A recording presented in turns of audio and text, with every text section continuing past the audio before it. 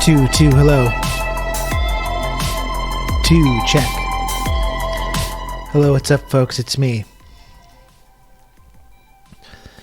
It's me. And yes, we're still on this. I haven't given up on this beverage. I just saw this. This is not from America. This is from... I just saw it in the grocery store. New flavor. I've never seen this. And I gotta tell you, it's fucking good. It's really good. Hello, Kijiji. We don't blame you for taking a vacation. Langley is beautiful this time of year. Yeah, we saw all the sites. All the sites. Langley, Quantico. Mostly just Langley and Quantico. Those are the two main places.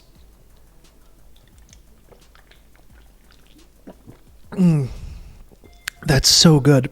God damn.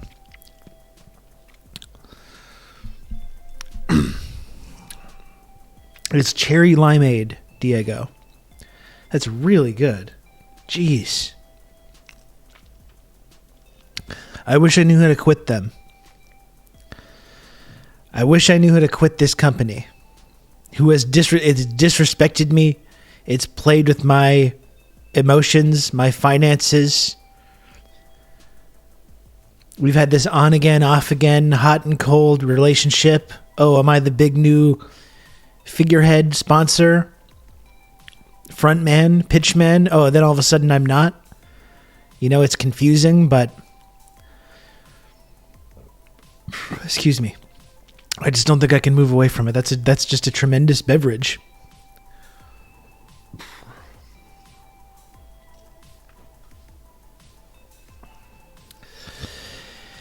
Anyway, yeah, it was nice to take a couple days off. Honestly, I haven't really taken some time to myself for quite some time.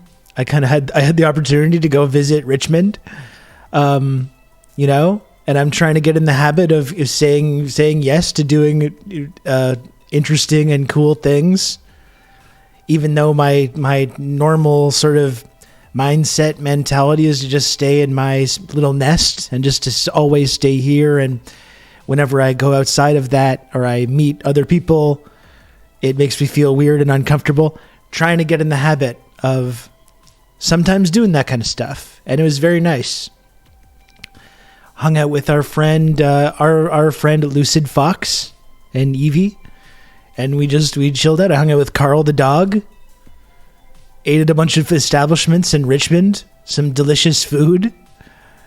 Took some time, got some gifts for my son. It was nice. It was a nice couple of days. But I'm happy to be back now. And in fact, I was supposed to be back yesterday. I was here. But my internet was not working. It stopped working shortly before I left on Saturday. I came back, it was still not working. I spent the entire day yesterday trying to deal with that. I went and got it. I exchanged the modem. I exchanged the router. I had to install the Havana array emitter. That's right. I changed that. That didn't work. I had to wait around for a technician to come over, and he had to go out and drive the van to some terminal somewhere. I have no idea how this shit works. So I spent yesterday, rather than streaming and talking about all this stuff, just kind of hung around waiting for this guy to show up. I did manage to get service the same day. I was ready to lose it. So I was really happy. I was ready to fucking lose it. I still have to call them and not yell at them, because I'm not going to yell at a customer service person who's an underpaid person whose fault it is not. But I am going to try and see if I can get a little discount this month. How can we be sure this is actually Robin, not some CIA body double? I don't know. There isn't really a way to be sure.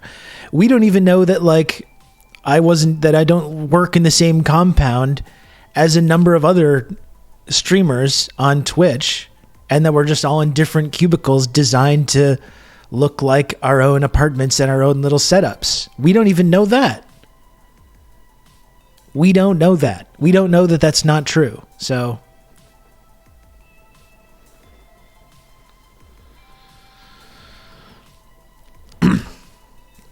Then you tell them you need to stream. Well, I'm going to tell them. I'm going to give them a piece of my mind. I'm going to say I lost income. Time is money. Time is money on this job, is what I'm going to tell them. So hopefully that should be fine. Sir, I'm a very important blogger. I'm a renowned blogger. People are waiting for my takes.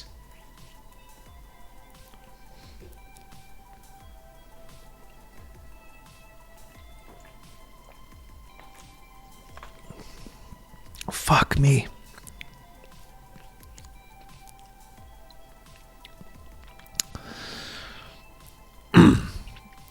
Just buy Wendy's when they're low and sell high. Surge pricing is coming to burgers now. That's good.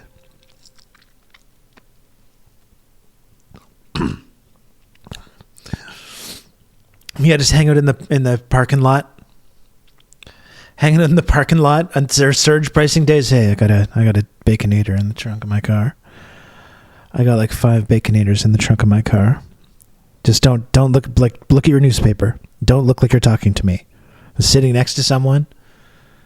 You know.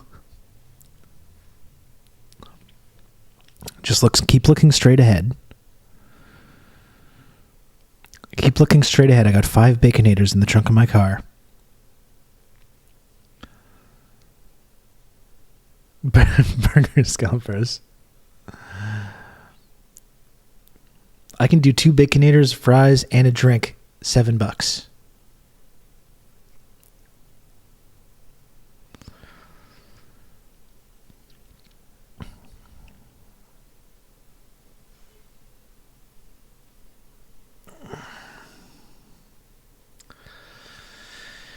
Anyway.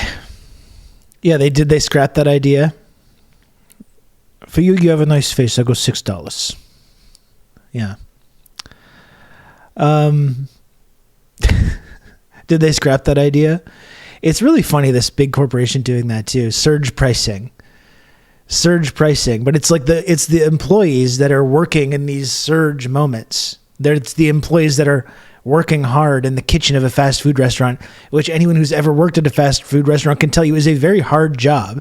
And yeah, it is hard. It's even more hard when it's like these big lunch rushes and, you know, all kinds of people showing up.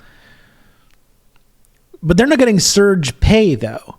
That's the interesting thing about this surge pricing idea.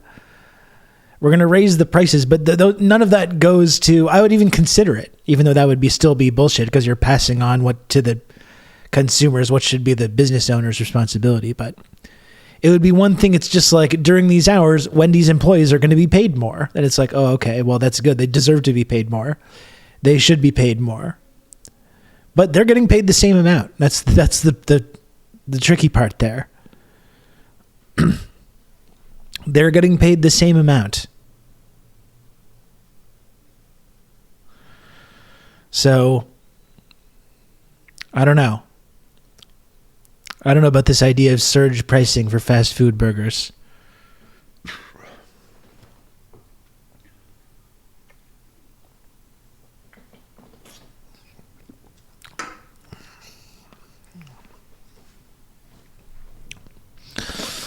That was great.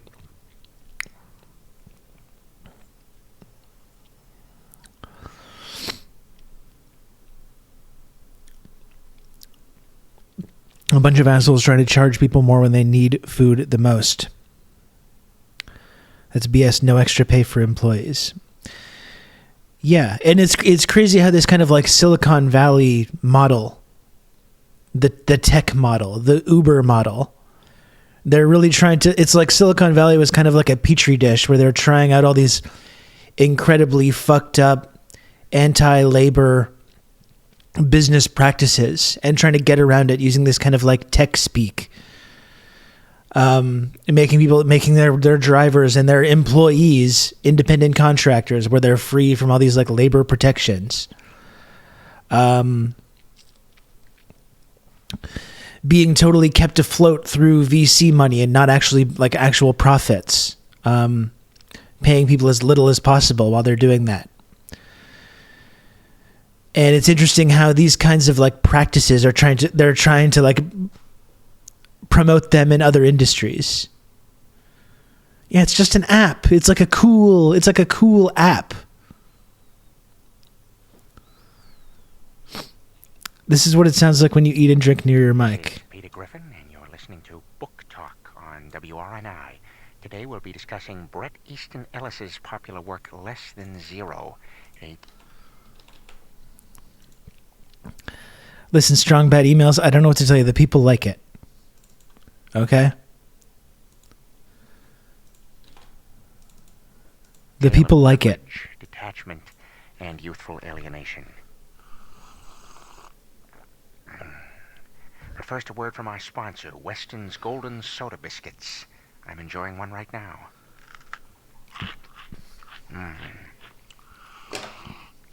Don't ask me why.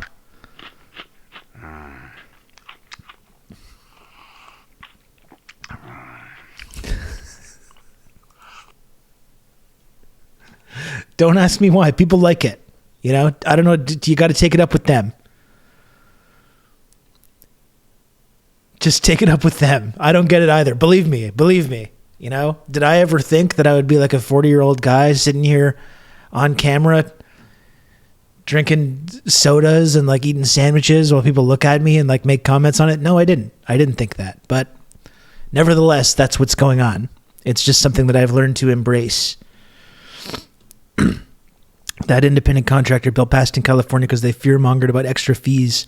But they just added the fees anyway. It's so evil. It's so evil. And like I said, they're trying to take that kind of like tech mentality, which has always just been a way to get around. It's always been a way. The whole Silicon Valley economic model has always been a way to just like get around labor protections, destroy public infrastructure, you know, destroy unions like taxi unions. And to get around these basic labor protections, to pay people as little as possible, get around minimum wage laws and like whatever other restrictions are in place about hours people need to work or protections.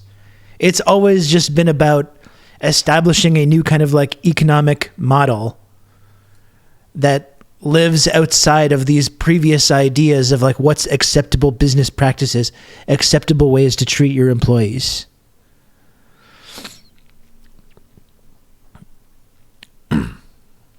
Move fast and break things. Yeah. Reinvent stuff to get boatloads of sucker investors. Well, that's always the scam too. Is like whether you're talking about Uber, whether you're talking about a lot of these other big tech companies, including Tesla, until maybe recently, which is that they don't even make a profit. They're not profitable companies. It's completely an illusion. It's completely dependent on influxes of massive amounts of venture capital. And so they have the illusion of being like these like profitable companies, which is not true at all. It's completely like stage managed. The first step in getting rid of tech is to go live in a cabin in the woods. The thing is, I'm not a cabin in the woods guy. I will never be a cabin in the woods guy. I'm just not. Sometimes we talk about this, we start thinking about the collapse of society. They're like, we'll simply like get some land. We'll get some land and move out to. I'm not getting any land. Like, let's be honest. You know, I need to be honest with myself. I need to be honest with you. I'm not getting any land. I'm not going to be going to live off the land. Okay. Do you know how little amount of time I will last before I perish under that circumstance? So little time, dude. We're talking weeks, maybe, you know, but I'm completely helpless. Okay. Like, let's be clear here. 3 to 5 days tops. Yeah. No, I'm not going to be doing that. And that's fine, you know? That's the thing. I'm not against this technology. What I would like to do is to like harness this technology to make people's lives better and not worse. That's what I would like to do. Like, you look at like these delivery apps like DoorDash or Skip the Dishes or whatever it is, and it's fucking incredible. It's incredible technology. How easy it is to like get things delivered to you, Amazon and all this stuff. It's fantastic. But there's so much exploitation that's going on along there, so the people that own these companies can make millions and millions and millions of dollars. The people who do nothing. I would like to nationalize DoorDash. I'd like to nationalize Amazon. I'd like to nationalize Skip the Dishes. And if you want to be a delivery driver or whatever, you have a good job that with labor protections, vacation time, healthcare, a decent salary. It's a really important job. It's one of the most important jobs in our society. The people that are doing this work, this labor. So I think we should have a nationalized service like that. That's where people have a good paying union job with labor protections, carrying out this vital service. What's so wrong about that?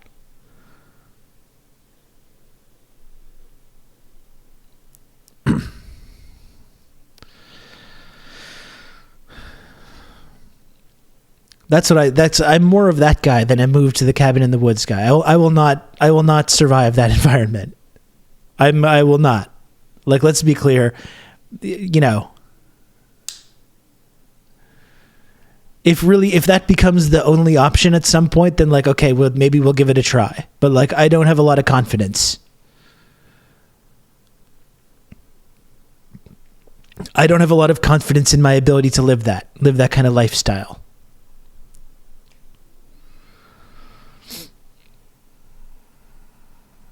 Or like grocery stores, you know, not even the delivery service. Like, we nationalize those. As we saw during COVID, it's one of the most important. It's one of the most important jobs that you can have in our society: stocking shelves and being a grocery store checkout person. So just have a nationalized grocery chain where you can do that kind of work, that really, really important work, and have it be a decent job where you can afford housing and you can afford healthcare and you can afford whatever to live a basic life of dignity.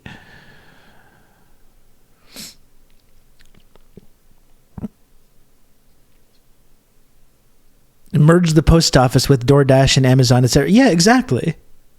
Seriously, there should be a state-run industry that does this work, this really important work.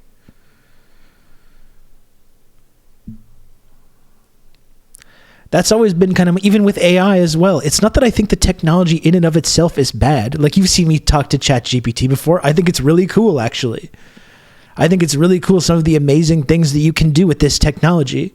The question is, like, who's wielding this technology? And are we using this technology to make our lives easier and better? That's the trajectory that we're supposed to be on. That's the trajectory that our ancestors thought we were going to be on. Oh, we're going to work less and less and less. And you have more automation, you have more technology and stuff like that. And that's going to make everyone's lives better. And it's been the opposite, you know? It's not the technology that's the problem. It's the people it's the economic system where this technology is being used.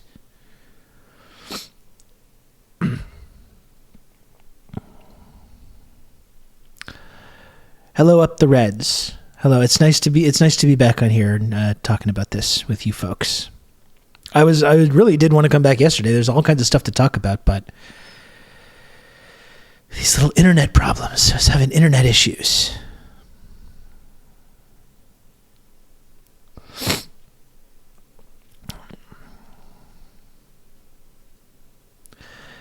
I could maybe do. You're gonna have good old Rob to talk you through all this.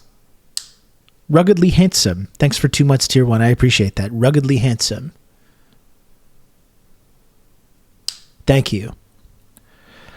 I could do maybe some kind of a compound lifestyle, but not full survivalist though. I could live on a compound if there was like a grocery, if there was regularly groceries being brought in, you know, like it doesn't have to be out in the middle of the woods or in some kind of island somewhere.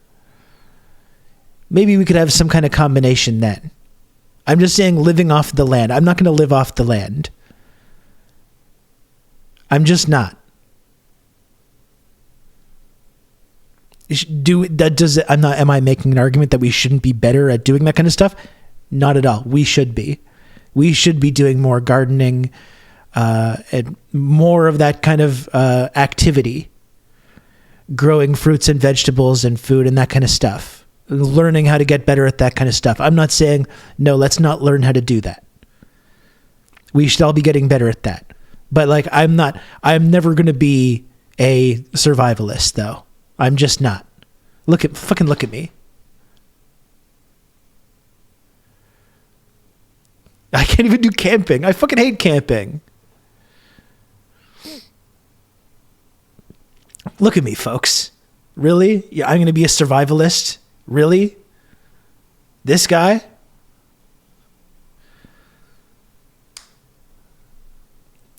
I can't eat bugs. I would consider eating a bug. I don't know. I don't think it's that bad. I mean, shrimp and lobster and crabs are just sea bugs. They're giant sea bugs. You know what? I eat them. They're fantastic. I'm a city slicker. It's true. It's true. Look at me.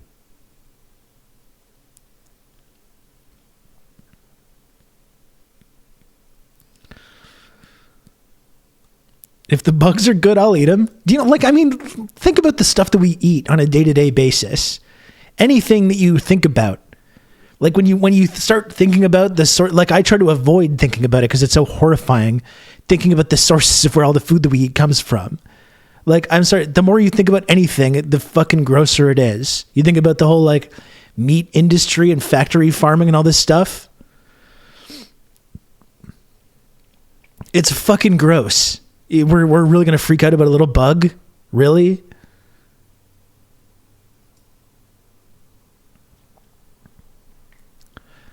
Like, come on.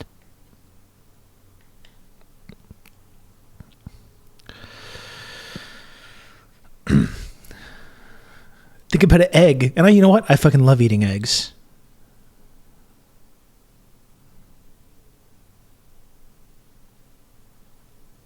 Fantastic. Fantastic. That said, am I going to go start seeking out bugs right now? Probably not. I'm just saying, like, it's not, especially if it gets to that point where, if we do get to the point where, like, our food chain starts to become less stable, and it gets harder and harder to get like the kind of protein that you need, and bugs are some kind of solution to that, I'm not going to be like, no. No. You know, I'm not going to do that.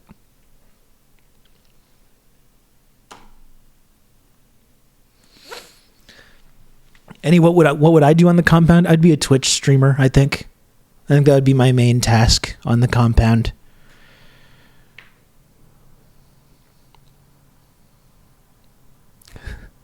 That's what I was planning on anyway. Even if it's just like a ham radio. Even if it's just a ham radio and I just go sit down and just talk into the mic for a couple hours a day. I think that would be my main thing. You know, some of you could do the gardening and the cooking and the laundry and all that stuff, and that would be my focus. And it's all important. All those jobs are important, you know? We don't need to get into which job is more necessary than the other. We don't need to split hairs. We don't need to split hairs about what is and what does or does not count as being a legitimate job on the compound.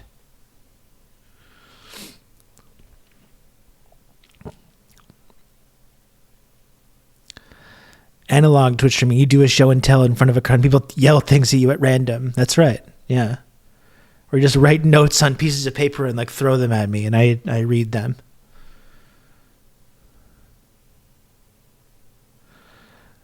Hi, Apocalypse. This is your friend Rob coming to you live from the compound you're not allowed into because we're better than you. It's like that Kids in the Hall. That was the best new Kids in the Hall thing.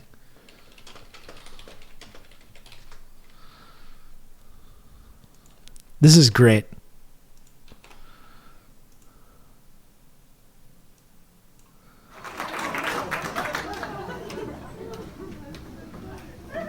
Oh, is this not the... Oh, Jesus Christ. You tricked me. You tricked me. Is it just not available? Oh, here we go.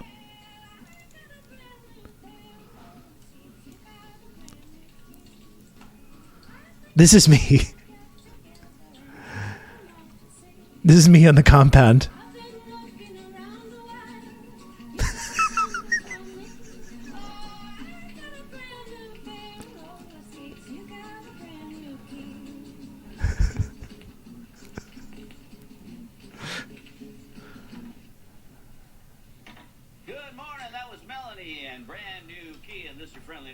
DJ Mike Motormouth Mulcahy on KROC the Crocodile, rolling out the rock to whoever's left in whatever's left of the greater metropolitan area.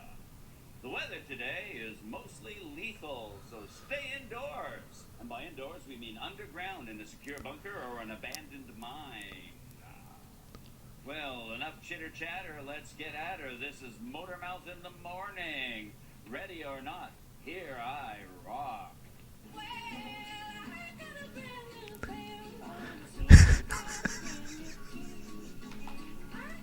Like that's like that's such that's acting. Look at his face. The face is just perfect. His face is just absolutely perfect. Yeah, it's absolutely the best sketch. I'm trying to do it. Like I can't even do it.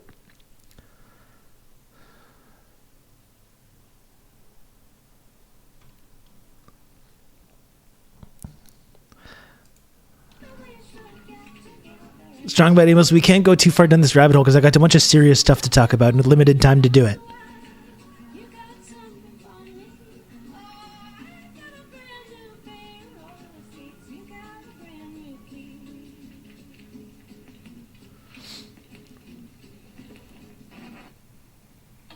Calling all Crocodile Rockers, that was Melanie, and reliable sources tell me that she's got a brand new pair of roller skates and you've got a brand new key.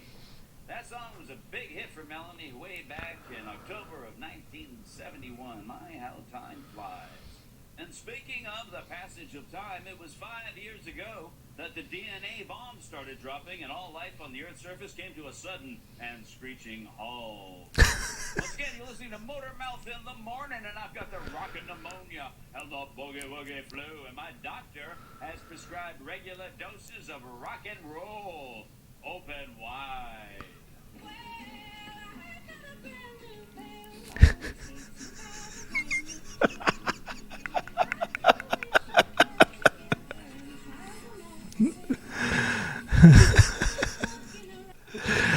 Man, that's good. That's good. Anyway, that would be me. That's my job on the compound. That's my job on the compound, folks.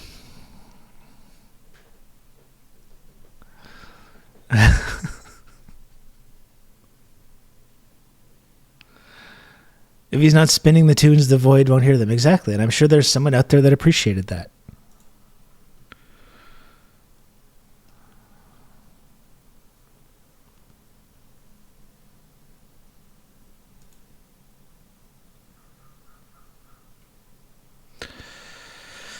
Oh, that was great. His face is just perfect. His face is absolutely perfect. What else is there to chit chat about? I'm really excited to see Dune 2. I've been trying to organize some kind of a Dune 2 viewing, and most of the people that would be interested in such a thing are dragging their feet, frankly, on that. So I don't know. I don't know what I'm going to do, but I do. Did you get your Shia Lucy popcorn bucket? No, but Lucid did get one. I did see the Shia Lucy, and it's really something else. I'll tell you that much. I will tell you that much. Did you put your hand in? Not entirely. I kind of like just sort of touched the surface of it. $70 millimeter or IMAX. I don't know what I would rather do. Michelle? IMAX is probably pretty good. I didn't know it was playing in 70 millimeter.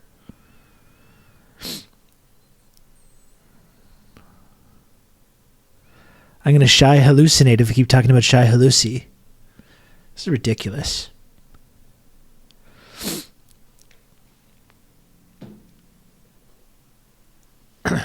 You people make me sick.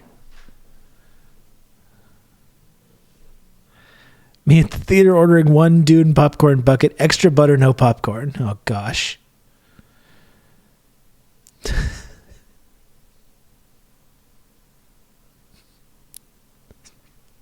Come on. Come on now.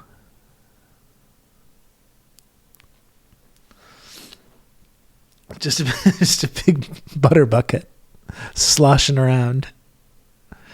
Not even because it's not even butter. It's like movie theater popcorn chemicals. Synthetic butter-like mixture.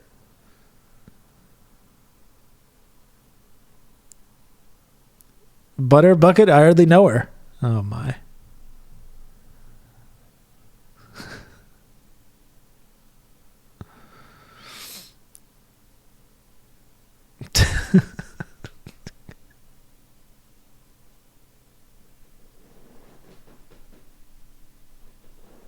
Come on. Whoever came up with that popcorn bucket, they knew what they were doing, right? They must have. They must know what they were doing with that.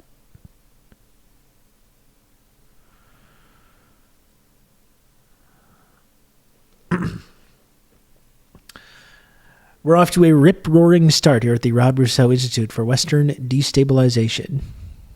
That's absolutely right. Hang on, I'm just going to turn off my light here. My light that causes this flickering effect.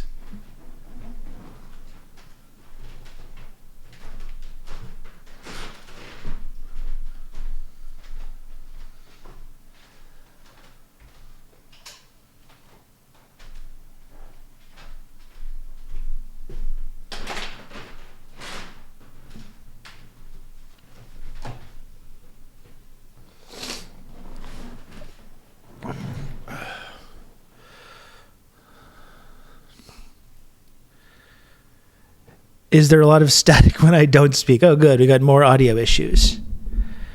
Well, here's the question, though. Is there static right now? Let me go check.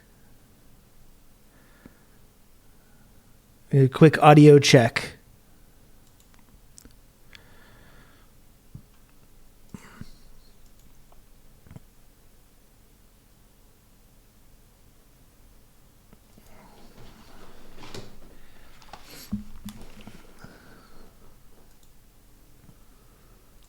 Yeah, there is. Oh, man.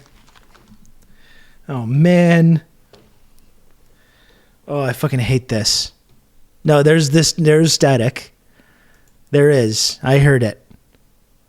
Probably had something to do with my computer shutting down or this internet stuff. It's St. Louis. It's there. It's there. It's when I talk. Because, for whatever reason, there's not enough. This is in the weeds, like, inside baseball stuff. It could be CSIS. There's not enough power going to my little audio device.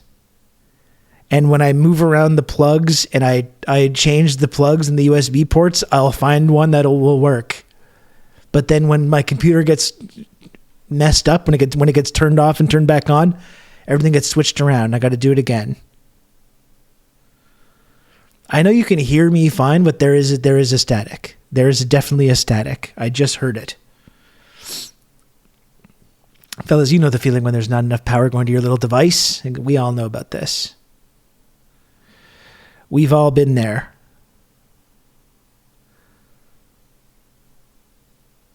These are hyper-specific issues I deal with on my rig. You can count on me. You're gonna have good old Rob to talk you through all this.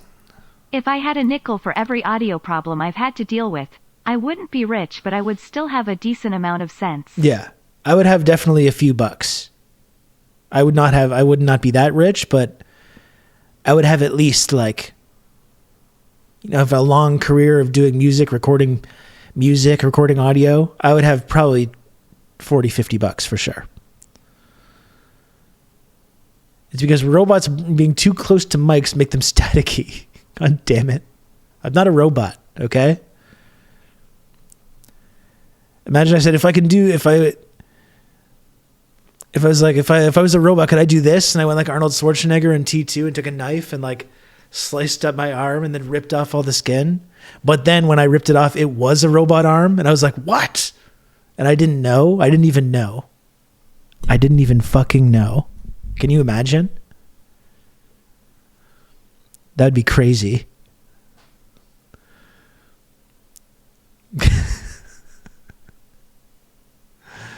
And yeah, Pac-Man Trinity, thanks for the 19 months of tier 1.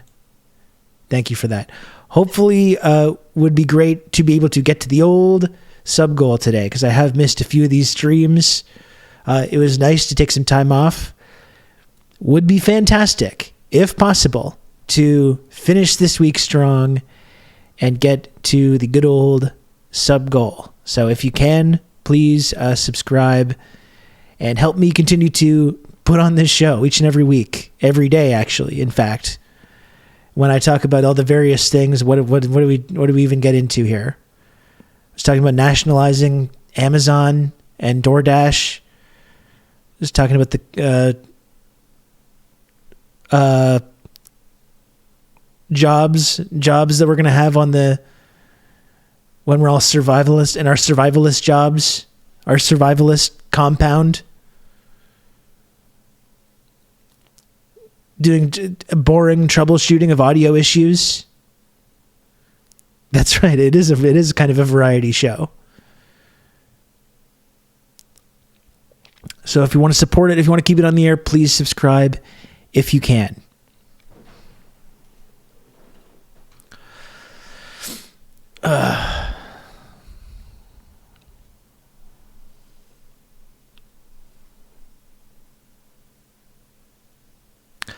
We're gonna now. Always the tricky part here is to pivot into talking about like serious subject matter. That's always the tricky part over here. But I suppose I've got to try to do it.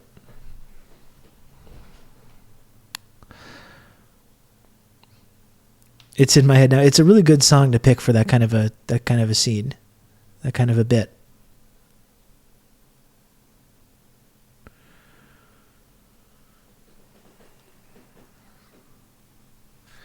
Spins wheel. My survival job would be wheel stops food source. Oh. Like, again, I joke around, but that's probably it. I don't run very fast. I have got, my lower extremities are all fucked up. If we start getting chased by like hungry cannibals, like in the road or whatever, I'm going to be eaten for sure. That'll be my job, is if you're with me, I will give you time to escape while I limp and then just kind of collapse to the ground and allow myself to be eaten while I scream and cry, and then you can escape. That will be my job. You're welcome. You're welcome, everyone.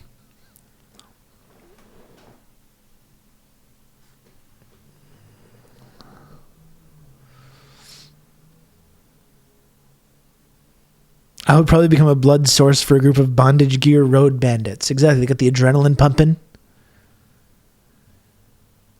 You get the adrenaline pumping. Oh, are we talking about the whole Rebecca Ferguson thing, who yelled at her on set? Yeah, it's I've seen a lot of speculation on it. There's people that are going deep into the research on that. I think people talked about Hugh Grant, and they found interviews where she talked about working with Hugh Grant and said, oh, it was great. So I don't know if Hugh Grant was the culprit. I think my initial thought was Fassbender. That was my initial suspicion. Strong Bad Email. She's an actress. She was in Dune 2, and she was talking in an interview the other day about working with like a major Hollywood star who I guess like yelled at her and belittled her, and she was like, I don't want to deal with that bullshit anymore. And there's all kinds of speculation about who that was she was referring to.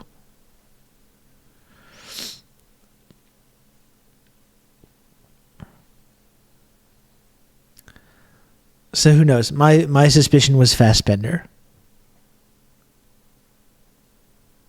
Dune 2. What was she? Dune to who? Okay. Okay.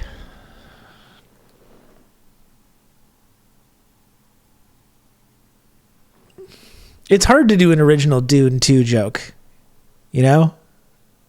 I think maybe they've all been done. I think every single one has been done. Like putting on the backwards hat and pulling up the chair and sitting straddling on the chair, and I'm like, oh, you Dune 2? I like, you know what I like is Dune to others what I would have them Dune to me. You know? Like Jesus. But I'm for sure that's been done. I can search that on Twitter right now, and I'm sure there's dozens of people that have made that exact joke.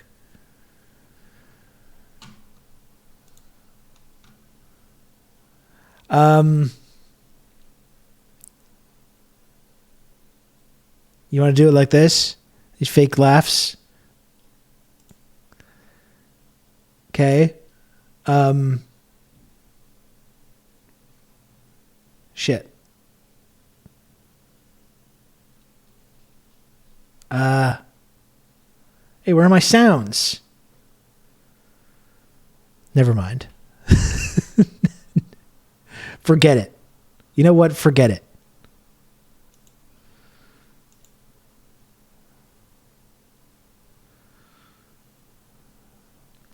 Are you going to buy the worm popcorn container when you see Dune 2? We've already done popcorn Dune 2 popcorn discourse. We're past it. Sounds are illegal now. Where did they go?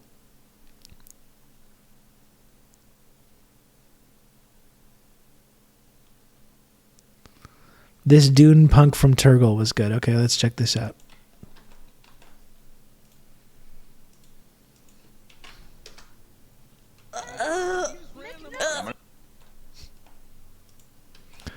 Okay. I'm gonna make sure you get medical, okay? Yeah, we're fine. We're responding to something. They were in the middle of the street. Spider-Man saw it, guys. Officer. Officer. You okay? You okay, man? Come closer, please. I need to ask you something. Well, you currently have, you know, you could have a concussion, so I'm not going to answer any questions at the moment. Sir, have you ever read Dune, officer? Dune, like the book? Yeah. I Dune, have. your mom. Ow! Okay. You hit me with your car. Okay. I kind of liked mine better, personally.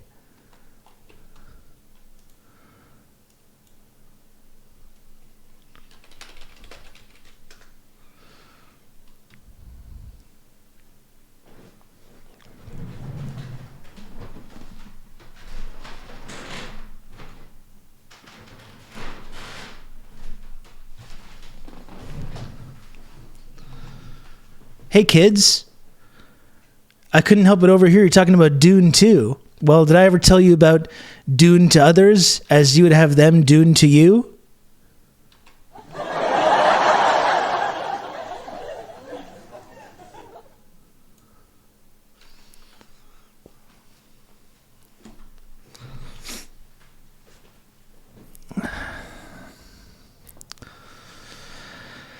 Okay.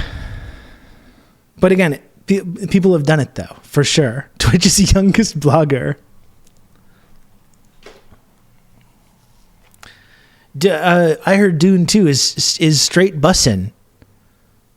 You need an acoustic guitar for that bit. I've heard Dune 2 is straight bussin'. For real, for real. On God, it's no cap.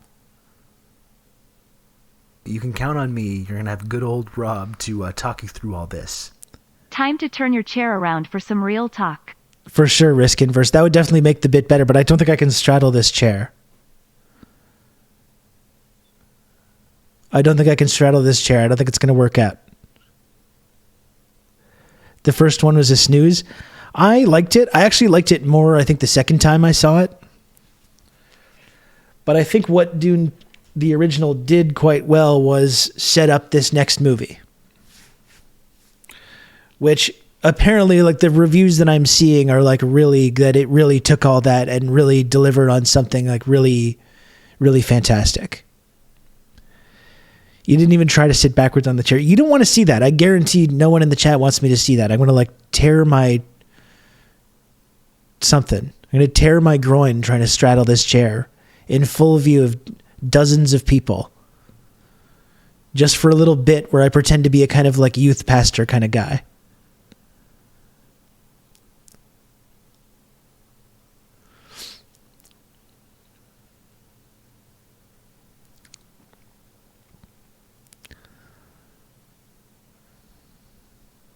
Do yoga to build up to it.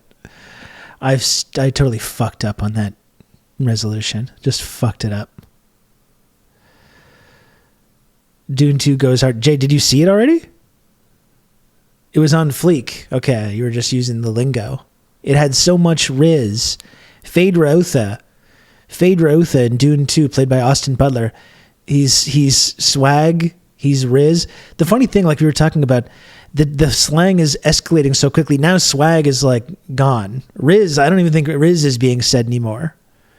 Now it's all this new stuff. All this stuff about gooning and edging. And gyat. I still don't know what that is.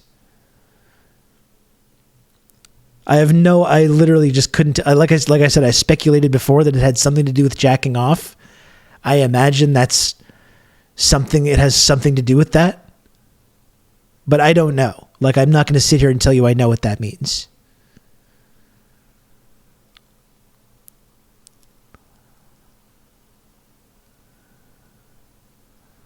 Riz is gone. How's Baby Gronk going to Riz up Livy? This is all 2022 stuff now. This is all 2022. It's gone now. If you say that, you might as well be 1,000 years old. You might as well just be 1,000-year-old dinosaur if you say stuff like this.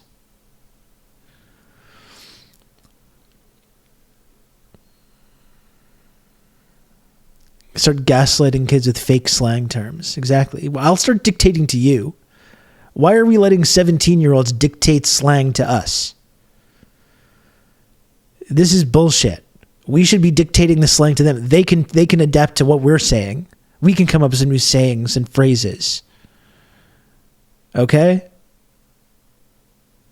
Lioness, watch it. Watch it. Okay, you're on notice.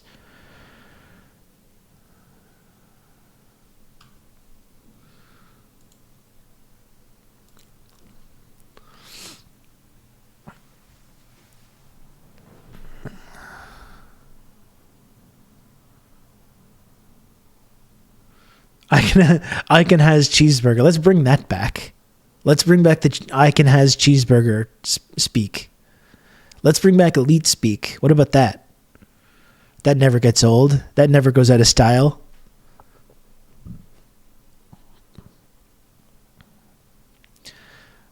We'll bring back advice animals. Buy the dip on advice animals, okay? Because those are coming back in a big way. You know what? One thing that I unironically think, though, is I never gave up on rage faces. Rage faces are still, I think they're still fantastic. I think those should, I mean, really, the Wojaks are really just an offshoot of the rage faces. But I think we got to bring some of those back. I always loved the okay face, the okay guy. Remember that guy? That was my favorite. Okay. You know, that's so relatable.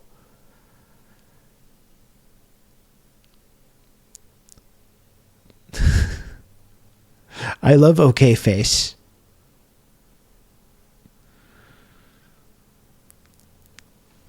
Me Gusta, of course. Who can forget all the classics, all the classic Rage Face characters? Velociraptor, of course. What was it? Scumbag Steve. Or just the whole scumbag addition you can throw on to describe anybody. This is good guy Greg Erasure.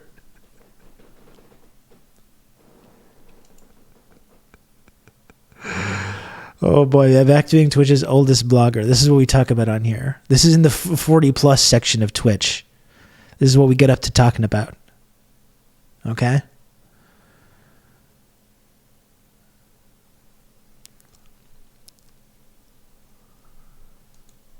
This is basically rockabilly, but for memes.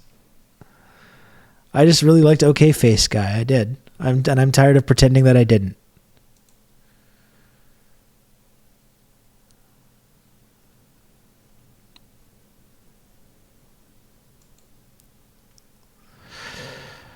Oh, rage faces.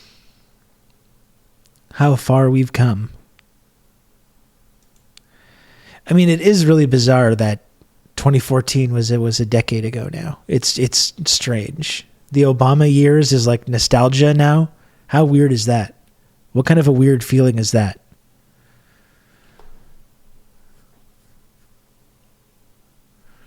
Albums that came out then are like classic albums now. I'm sorry. I'm sorry. I'm sorry. It is an alienating feeling. I mean, that's the thing. Well, a few days ago, I was doing kind of like reruns on this channel, and was looking at a video that I made a couple years ago about the flotilla incident, which was 2010. And being like, oh yeah, 14, 15 years ago. Oh my goodness. That moment I realized OK Computer's more than 25 years old. Yeah, the Weezer Blue album is 30 years old. Like, that's like when I was growing up in the late 90s, like bands like Led Zeppelin and like Queen and stuff. You know? That's what those bands are to this current generation. New metal is classic rock. Explain that. Try to wrap your mind around that. New metal. Classic rock. Or like I've talked about before, that whole wave of like the post 9/11 wave of like indie rock and garage and like new wave bands like the Strokes and the Stills and the Killers and all these bands. Like, that was new music at the time, which sounded like old music, right? It was new music that sounded like music from 20 years previously, but now it is bands from 20 years previously. Like, now those bands and that first crop of albums that came out like that are now 20 plus years old. Which is like the style that they were trying to, I don't know, it's fucking weird to me. It's weird to think about. It's weird to think about just on the level of like getting older, but just the way that there's these like echoes or like waves in our pop culture that reverberate through the generations.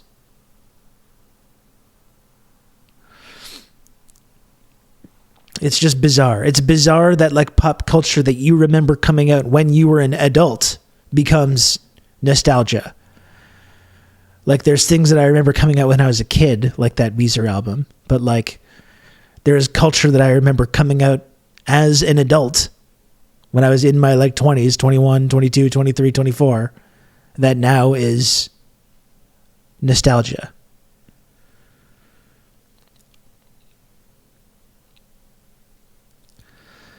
What's your take on the term indie sleaze?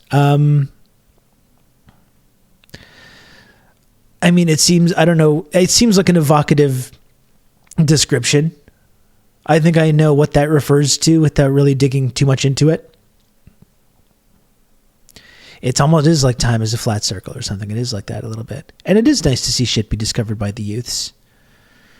Yeah, well, that's the thing. It's weird, like kids being into like Nirvana and Smashing Pumpkins and stuff now, the same way I was into like Led Zeppelin and Pink Floyd and Queen and the Beatles and stuff. It's just weird.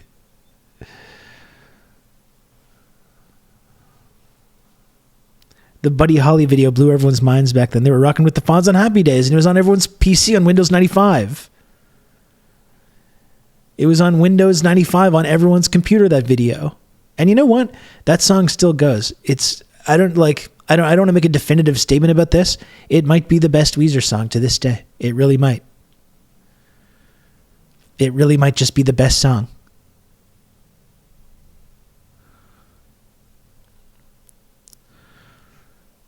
I remember because I was really into Green Day Dookie, and like when I was in like 5th grade, and everyone knows In the Garage is the best song. I love In the Garage. I mean, I love that whole album.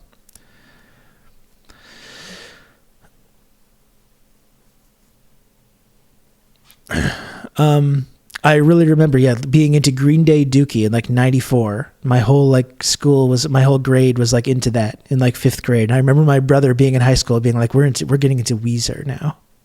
And he had the Weezer Blue album. And I remember listening to it and be like, oh my God. And Offspring Smash, of course.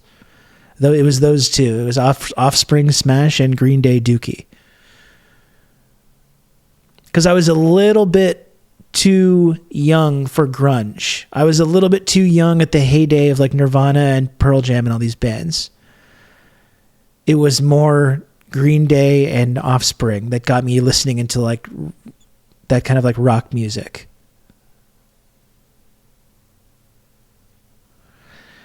Rob Miss Rancid and Operation Ivy. Yeah, I eventually made friends with people that were into that kind of stuff, but I was never like fully on board with that kind of stuff.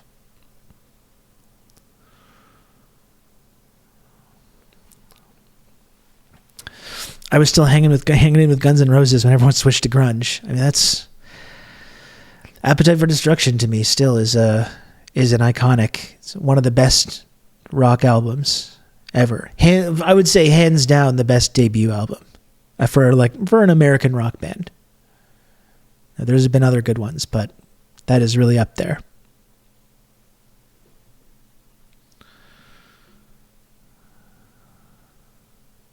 Meanwhile, me and my 8-year-old nephew have both simultaneously discovered the magic of Pac-Man, a game released half a decade before I was born. We're unmoored from time. Yeah, some of these classics, they still work.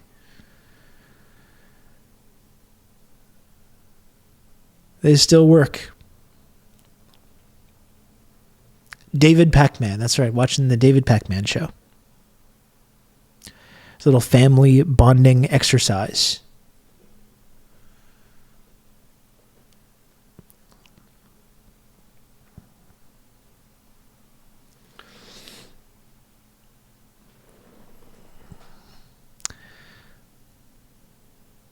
The original Tony Hawk game soundtrack was fire. I mean, the one that I really remember playing the most was Tony Hawk 2. That was the one that had like Superman by Goldfinger on it, and like just all the, I think Ace of Spades was on there. That was the one that I played for hours and hours and hours and hours. Bad Religion, yeah.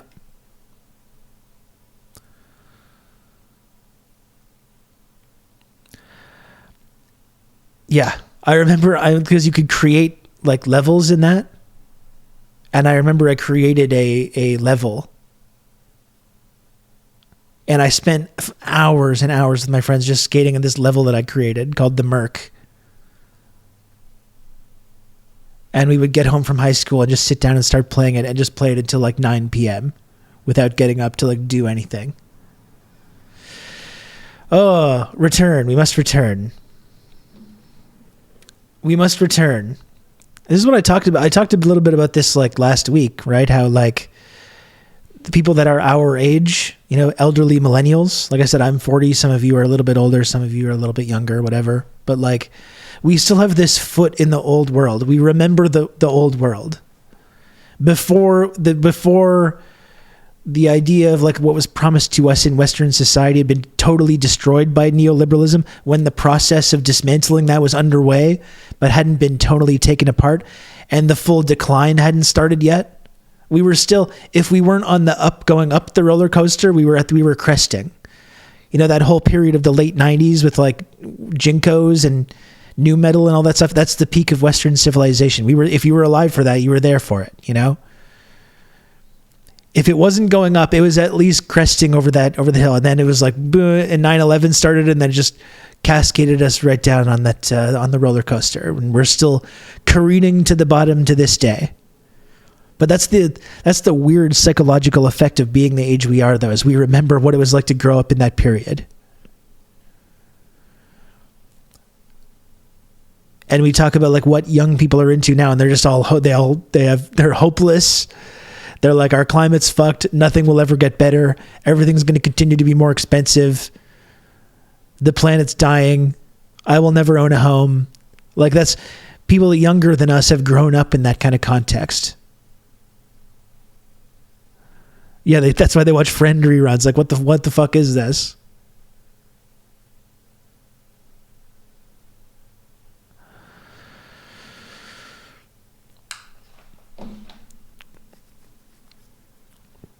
But yeah, that's like I think that's a weird sensation, being the age that we are.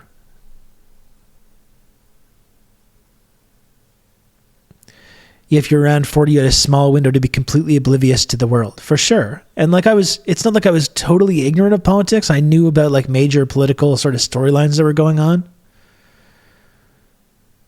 But like, it was not something that I thought a lot about. Also, I remember when it comes to the climate stuff, like, again, kids are growing up now in this time where it's like, it just seems hopeless. But I remember in like the early and mid 90s, like there was like, this is another thing that makes the whole conversation about woke and all that stuff completely nonsense. Because I remember in the 90s learning about climate change and learning about in school and what we're doing and watching Captain Planet and watching and like, oh, here's how we're recycling, we're changing things, we're fixing the problem, right? We're learning about the problem and the problem's being fixed, you know? And then it gets to the point where it's like, now we're here 30 years later and we're still debating whether there's a problem at all. You know? I think of Captain Planet like 3 times a week. Or the Smoggies. Remember the Smoggies?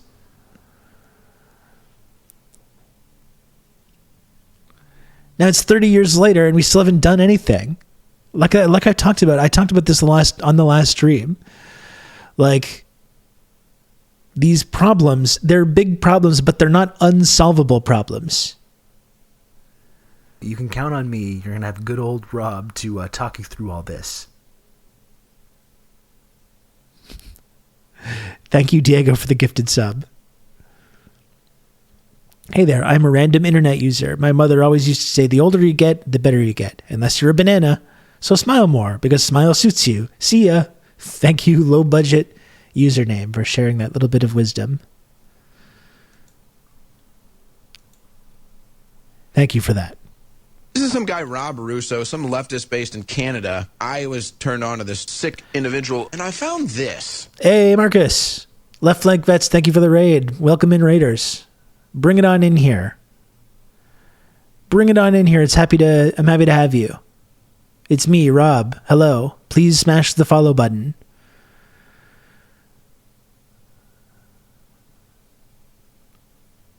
Please smash the good old follow button. We're doing 2000s nostalgia. You're going to have good old Rob to talk you through all this.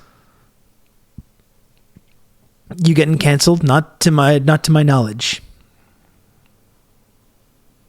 Red Wizard, thanks for the 29 months. Thank you for that.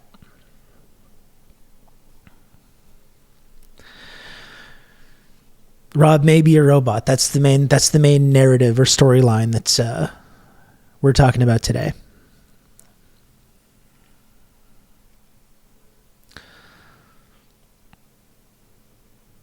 But that's what I was talking about, though. You know, the climate stuff.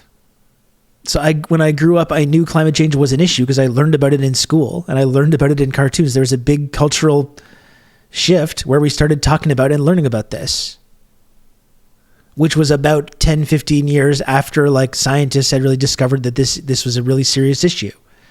And like I talked about, the climate change, it's a big, big problem, but it's not unsolvable. And I think that's the frustrating thing now. So we're talking about the new generation now. They're just growing up with this element of like complete hopelessness about their future and about the possibilities of the climate and the planet.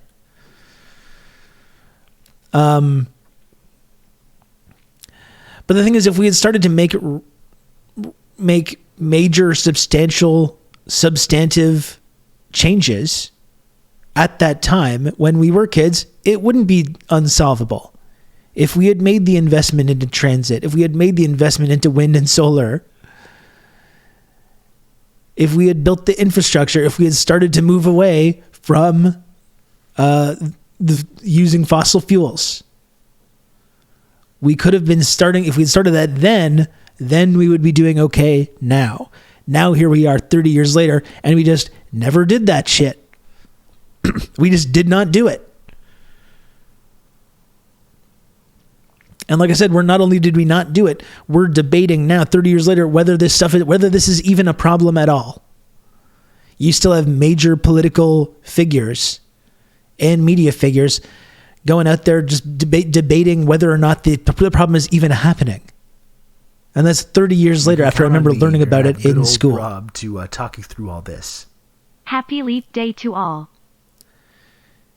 Thank you, Narrator 9000, for the Prime.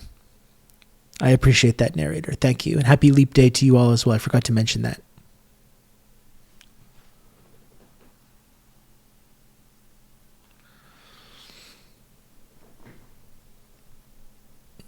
Smoking used to be allowed everywhere. I remember that. Yeah, and that's, you know what? That's one thing that I'm kind of glad we moved on from. Not to enrage the smoker contingent, the smoker faction. I remember going out in the early 2000s and just reeking like cigarette smoke. All my clothes and my hair and everything. Reeking like just hanging out in these sweaty like cigarette hot boxes. But environment was an issue being talked about in the 70s, and then Reagan. Well, that's right. We talked like Nixon, the EPA. Nixon started the EPA. Like, it's crazy. It's absolutely crazy.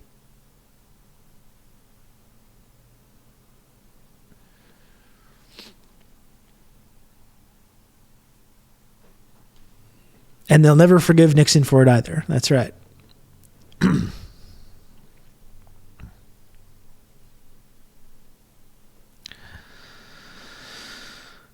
There's no pollution in Marlboro country.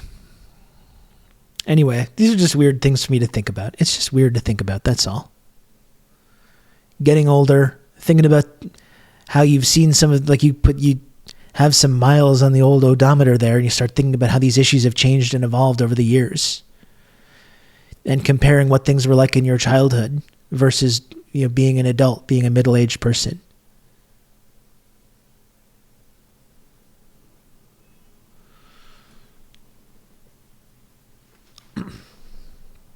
Weird times. And yeah, now this is it. This is where we're living. Like, if you look at like Reagan and Thatcher as this big, like if you want to have some kind of visual analogy, this like big oil tanker through the ocean, and we're living in the wake of that, Like I said, we're growing up in the 90s when the whole process of like deindustrialization was taking place, globalization. I remember learning about globalization in elementary school. We're living when that was taking place. The destruction of like public sector jobs, union jobs. And now we're living in the result of that. We're living in the wake of that. And we're seeing the actual generational consequences of these economic decisions that were made when we were born, around the time we were born.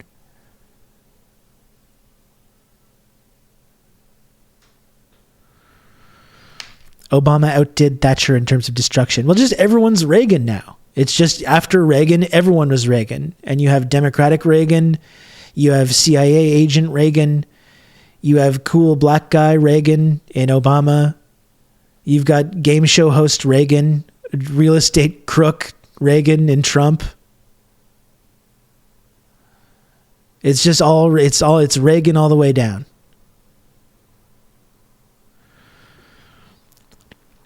No, it's true, Sean. I mean, that's why I say often Obama is the most radicalizing political figure of my lifetime. Hands down. More than Bush, more than Trump, more than anybody. It's Obama for me is firmly like set me along the sort of trajectory that I'm on to this day. That feeling of hope, the feeling of hope and optimism, and seeing that in practice. Oh, it was the first election I voted in. Fuck, I remember I was singing Biff Tech in Montreal in 2008. Watching the election results come in and that feeling, and this is why I get frustrated sometimes when people talk to me, well, you're Canadian. You know, they do that thing. I get kind of triggered by it because I genuinely find it upsetting and annoying because people just don't understand what it's like to not be an American and to live like outside of America, especially right on the periphery like we do here. And the way that we're so impacted by everything that happens in America and so like affected by what's going on in like United States presidential elections. Canada and bio. God, I know I should play it cool, Lioness, but it just pisses me off so much. I genuinely get very upset because it's like you're America. It's America. It's a hegemon. But yeah, I remember watching all the election results come in and that feeling of like hope and optimism. Maybe it doesn't need to be like this. And the mandate that Obama had, it takes power during a time when the economic system is in free fall. A uniquely historical moment when he has this huge political mandate and the actual ability to do it, to pass in a genuinely like, yes, we can change agenda and just not doing it.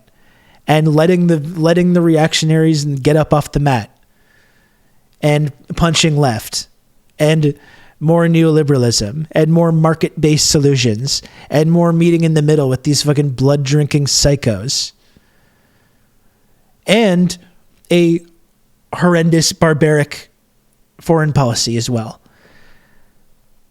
You know, because if the Iraq war really radicalized me, paying attention to the United States military was a big part of like what I was paying attention to, and paying attention to it under Obama was like, oh, okay, so you just can't stop this. You just can't stop this, no matter who it is. That's why I'll always really appreciate Glenn Greenwald.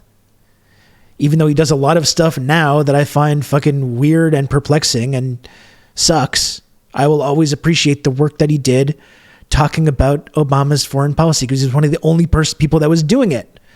And no one wanted to hear about it. All the libs were like, we won. We don't, what are you talking about this for? We won. We beat the bad guys. And Glenn Greenwald was one of the only people that was talking about this. Not the only person, but that's how I stayed informed about this stuff. After the housing bubble collapses and you bring on Larry Summers, like it's truly amazing. And no bankers go to jail. No one gets in trouble. You let like Citibank pick your cabinet. Awful. Definitely no more of a radicalizing figure.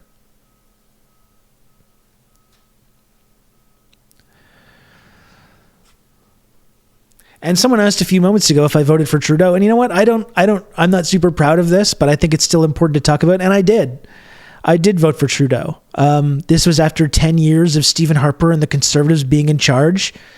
I wanted to vote for the NDP, but Thomas Mulcair totally fucked that election and came across as this like stern conservative guy and made Justin Trudeau look like the young, dynamic, progressive person.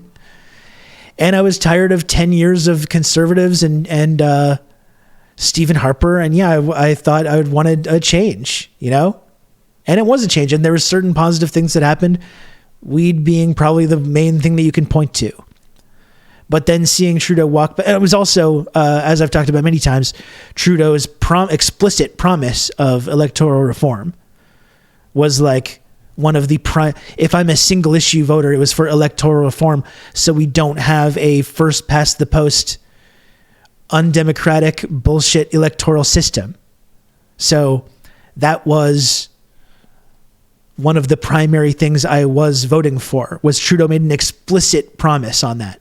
Not like mealy mouth, not like, oh, maybe we'll do this, maybe we'll look at this. He literally said, this is the last election we will ever have under first past the post. That's what he said.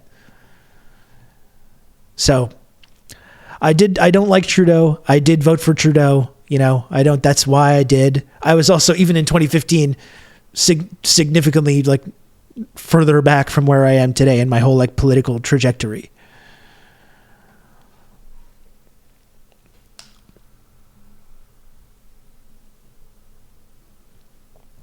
It was funny too because Mulcair was known for being a bit of a Rottweiler on the floor of the House, and then put him as like a leader who's doing his own weird fake smiles like DeSantis for sure. And he's like running on balancing the budget and stuff.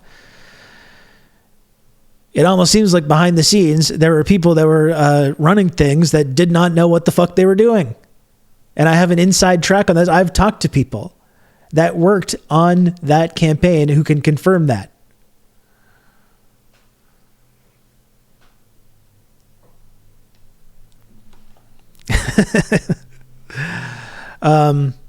So yeah, I did vote for Trudeau. I don't think I ever will vote for the Liberals again. We talk about like voting and like whether it's important to keep the bad guys out or something. If I lived in a riding where I really felt like it was a possibility that conservatives were going to win, which I don't, I would maybe consider voting for the least bad option. I would maybe consider it, but I don't. I live in a liberal stronghold. It will always be a liberal stronghold. Nothing that I do will change that. I can vote. I can not vote. I can vote third. I can vote for the NDP. I can vote for the Communist Party. I can vote for the Communist Party, Marxist-Leninist, or whatever other, the Hojaist version, the Hojaist sect, which I did vote for last time. And that's probably who I will vote for in the next election.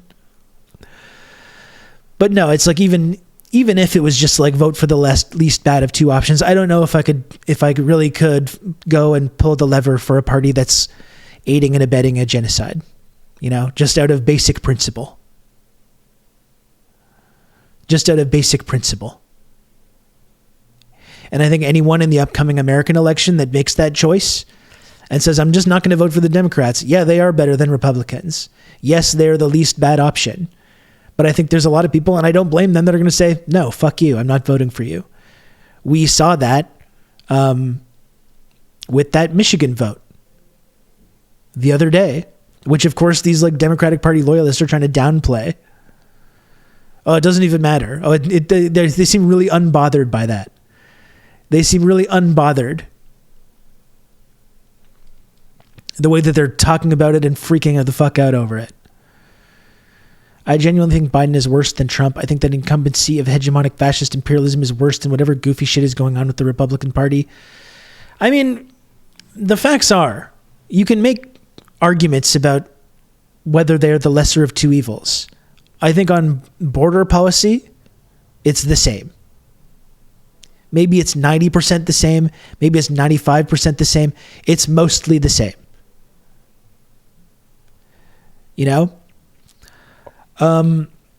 They've kept a lot of those Trump era Stephen Miller border policies in place.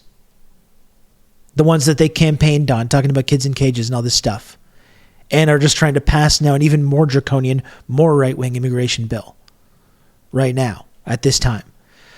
On Palestine and on Gaza, what would be happening? It's an interesting thought experiment. What would be happening right now that would be different under Donald Trump versus Joe Biden? Can we think of anything? Would anything be different at all? I don't think so. In terms of their unequivocal support of the last 4 or 5 months, maybe there would be a different in rhetoric. Maybe there would be a little bit less hand-wringing. Fundamentally, what would be the difference? Nothing. Nothing would be different. Maybe, even possibly, there would be more pressure being put on Israel because maybe some Democrats, without ever actually having to challenge or change anything, might use it as a way to attack Trump. And this is what these people would be saying in this alternate universe. They'd be saying, this is why you got to vote blue. So think we can do things better. So maybe they would be using that to attack Trump while doing nothing meaningful to actually like change anything. Maybe the media would be slightly more critical. Maybe. But again, when it comes to Israel, I don't even know if that's even true. Because we saw Israel during the Great March of Return under Trump. It's not like Democrats really did anything about that then. We saw under Trump, Gaza being bombed. It's not like they really did anything then. So I really don't think anything would be that different. Things would be 100% worse in that situation. You mean it would be worse for like Palestine? Some leftist based in Canada. I was turned on to this sick individual, and I found this. Hello, Doc. Thank you for the raid. The doctor's in, baby. Thank you for the raid, Doc. I hope it was good. Let's do some more hell diving. I took a couple days off. I went AWOL. And our boys in the Severance sector are getting taken apart out there. So I want to get back at it. What is that sick individual thing? Oh, man, you don't know about that? Strong bad emails? Wow. That's, it's a whole thing. I might have to just tell you about it another time. Because, it's a whole thing. It was when I was on InfoWars. It was when I got obsessed with doing a bit where I was convincing American psychos that I was voting illegally from Canada. And then Owen Schroyer on InfoWars talked about it on InfoWars. And that's Owen Schroyer. Okay, let me see if I can find it. I don't even know if you know about the time that I was on Fox News. Strong bad emails. I don't even know if I've ever talked to you about that.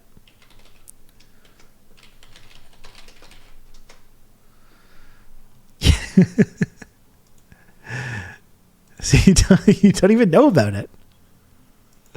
Jeez. I can't do a big like I have too much stuff to talk about here though today. I can't go too far into Rob lore. We can't get too into the lore.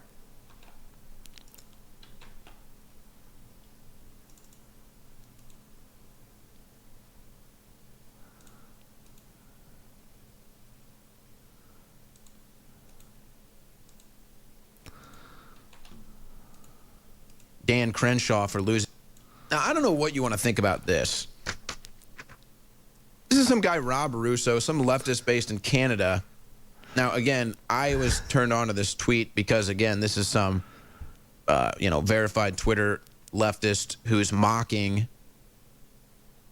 Dan Crenshaw for losing his eye. True. But after seeing that, I went and I looked at this sick individual a little bit more. And I found this. It was edited down. From Rob Russo. Now, I've never heard of this guy. He says, and he's Canadian. He says, so I've already used up almost all my American Social Security numbers on voting illegally, but I've got a few left. If someone is working a close race and is short, DM me and I'll hook you up. Now, look, I don't know if this is real or not. This could be a joke. We don't know. I went down as far as I could reading this guy's tweets to find out if this really was a joke. And he never made any implication that this was a joke. He said other such things. No implication. But then you go read all the comments under this tweet, and it's people saying the same stuff. I'm Canadian. I voted for Beto. One guy says he voted for Beto 10 times. So why is it that Canadians are bragging about getting involved in American elections? Now, if it was Russians, it would be a mainstream story. But since it's Canadians, I guess nobody wants to investigate it or talk about it. There it is. I thought this was someone impersonating Bill Maher all this time. No, that's what it's from. It's Owen Schroyer, who got into a little legal trouble for his involvement in the whole January 6th thing. Sorry to hear that, Owen.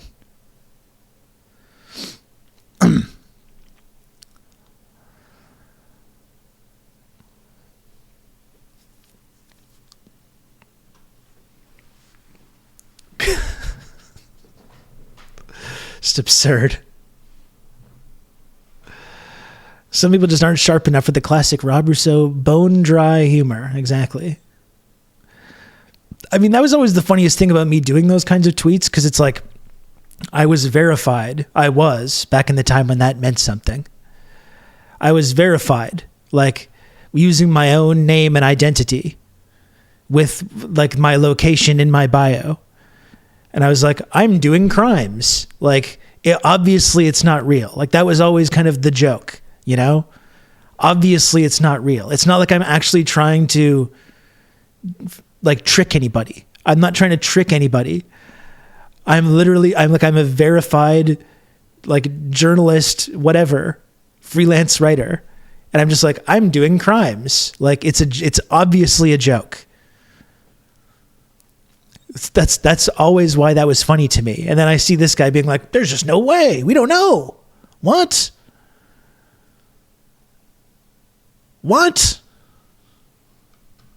There's no way of knowing. It's like, Owen,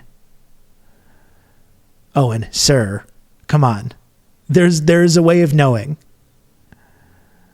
There is a way.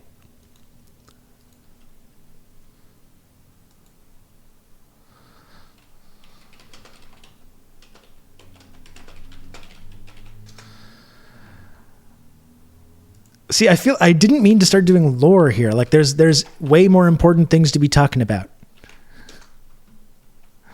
But I like, if you are interested in this is why I will share this Fox News article.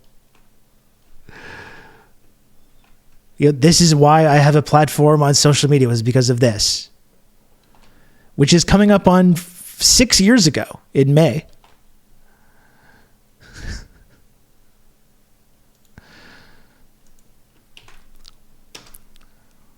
And Momo's in the picture. Like, everything about this is so funny.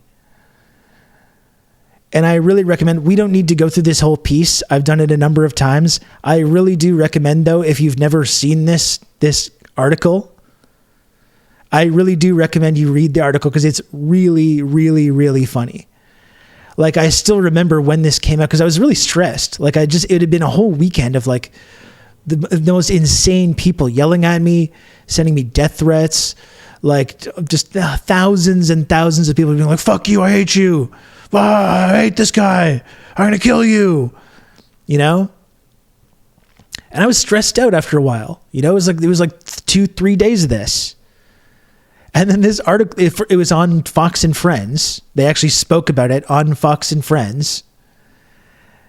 And I was like, Jesus Christ. And then this article came out, and I was just like, okay, like, I know this is really stressful and everything, but like, this is funny. Like, I can't not laugh at this. Like, everything about this article is just so funny.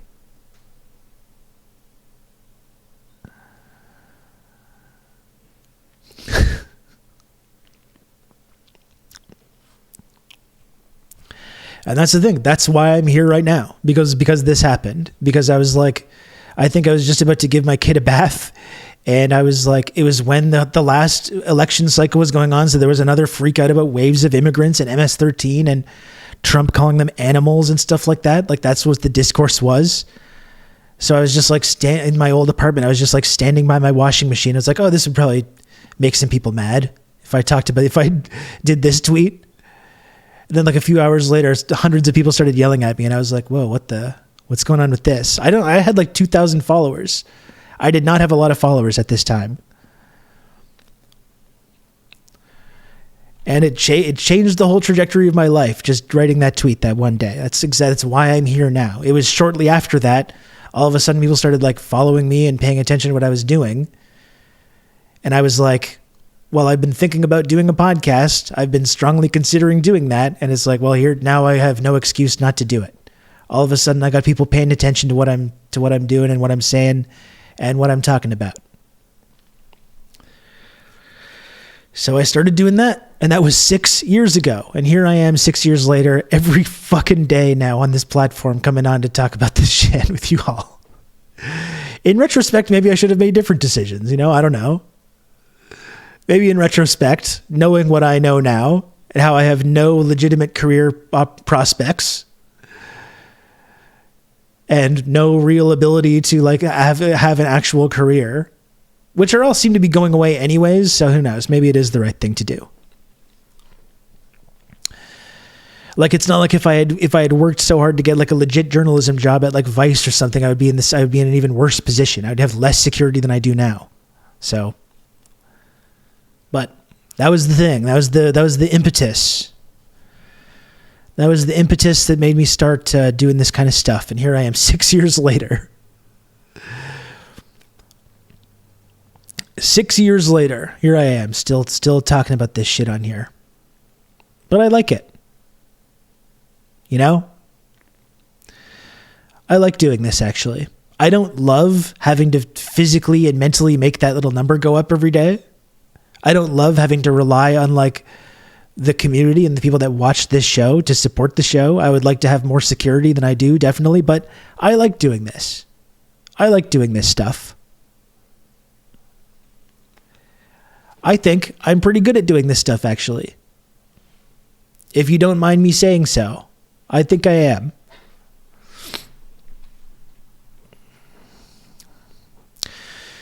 Anyway, that's the Rob lore. I guess every like couple of months we got to do it. Every couple of months we got to go through it again. We got to bring in new folks and introduce them to the lore.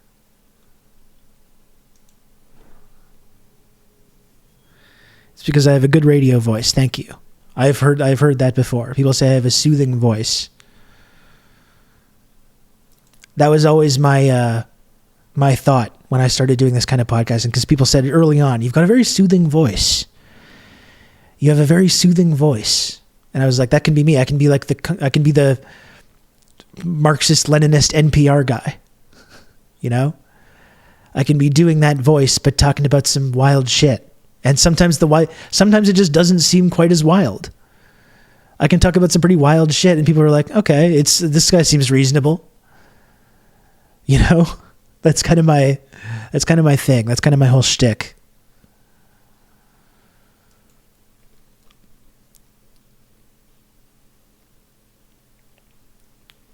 You have a nice accent. Thank you, Mistress of Insanity. I actually don't think I do have an accent. I think it's you all that have accents. I just talk normal.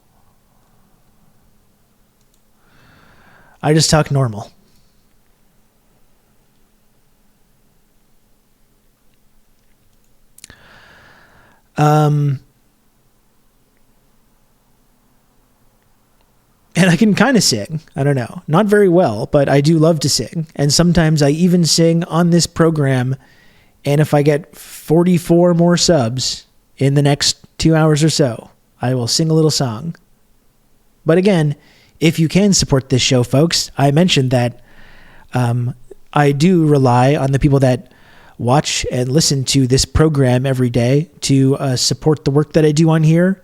If you like the podcasting and the commentary and the writing and the tweeting and the Twitch streams or whatever else it is, the only way that I'm able to continue doing this show each and every day is through the endless generosity of the TRRS community. So if you can, please subscribe to the show. It really helps me out a lot. It's the only way I can keep doing it.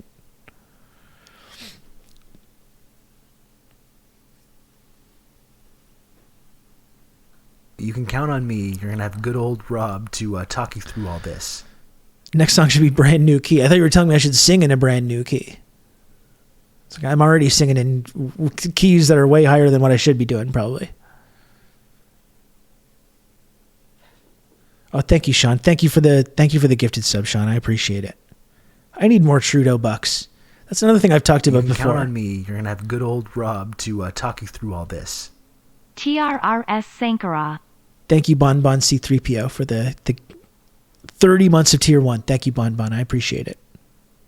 Not sure I'm ready to support the stream of Victorious MS13 supporter. Count on me. You're going to have good old Rob to talk you through all this. That's how I get you. Hello, Rob. Talk us through the apocalypse. Plunger Man, thanks for 29 months Tier 2. Count on me. You're going to have good old Rob to talk you through all this. Thank you, Plunger Man. And thank you, Bonsai Prince Buddy, for 25 months of Tier 1. Thank you. Yeah, I mean, I would love to have you can count on more me. Trudeau bucks. Good old Rob to talk you through all this. Diego, thanks for another gifted sub as well. You can count on me. You're going to have good old Rob to talk you through all this. Megsy Wegsy. Thanks for 2 months of Prime. Thank you, Megsy Wegsy. I very much appreciate that. Yeah, I mean, we don't need to go too far down that rabbit hole because I think I talked about this last week at great length. You're going to have good old Rob to talk you through all this. Glad you're back. Hope you enjoyed famous scenes like the fan, Monument Avenue, and 3 shopping carts dumped off the side of I-95 into Windy City. Thank you, Marty. You can count on me. You're going to have good old Rob to talk you through all this. Thank you, Marty, for 35 months, tier 2.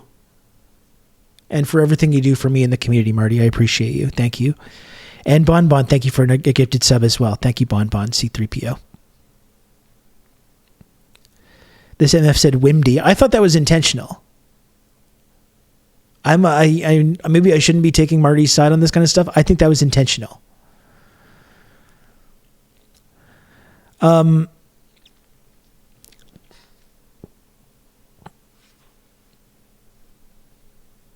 How's the public transportation in Richmond compared to Montreal? I didn't take a lot of public transportation, although it is free. Like buses in Richmond are free, which I didn't realize. I think that's really cool. And I wish we had that in Montreal. I wish we had free transit in Montreal and in every major city, actually. It's actually crazy to me that we don't. As I've talked about, we elected a progressive mayor who ran on like green spaces and transit. And she's cutting transit and giving more money to the police. So yeah, I wish we could do that here as well. Although the actual infrastructure is better here. The infrastructure is really good. No, but the Trudeau bucks thing, I mean, I've talked about that before. I've written about it before. How like transformative that was when you could just log onto a website that was like, do you need $2,000? And you were just like, yes, I do. And they were just like, no problem. Here it is. I talked about, again, I don't want to go too into it because we talked about it last week, but it should be important to reiterate. I think a lot of people around the world, that's why they had to end that. That's why they had to immediately move on from that. Because you can't have people putting 2 and 2 together that the government can just give you money at any time. They just can't have that. The government can just make your problems go away at any time. Then every single day they just choose not to. You know? Yeah, for once in my life, it's like, oh, I'm having my basic needs met. And I can just like, it's a pandemic. I can just focus on being a dad. I can focus on taking care of my kid who's not in school or daycare right now. And with that money, I bought this computer. I started a small business. I started a small media business.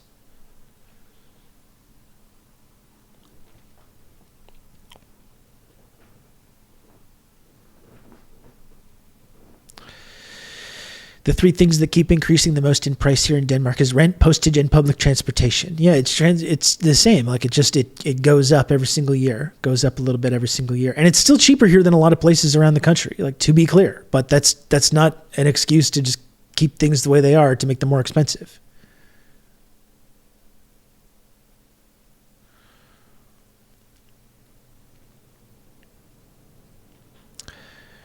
We're 90 seconds to go to get out of this level 3 hype train, folks. Do we have anyone else that wants to subscribe to this program or gift subs or our very special and very cool batch sub gifters?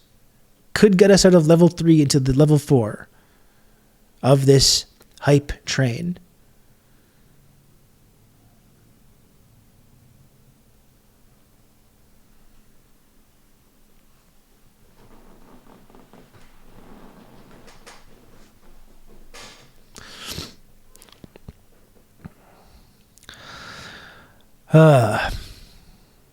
Fares rising in Ottawa and routes being cut or reduced. Awesome service. Yeah, it's like I said, like Valérie Plante in Montreal are like progressive, environmental friendly, pro-transit mayor is cutting money from transit and increasing money to the police budget. How dare you be on time? I missed the first 90 minutes of chat. I'm sorry, Dr. Maggot. I wanted to, because I hadn't been around for a couple of days, I wanted to make sure I got in like a full stream today.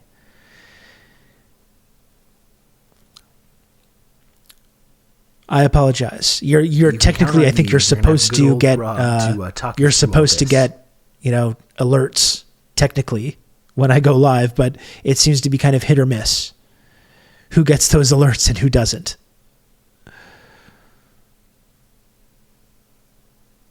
My provincial government's trying to opt out of pharmacare. Oh, good. Looking out for everyone's best interests. Kijiji, thanks so much for the gifted sub. To your boy Scotty.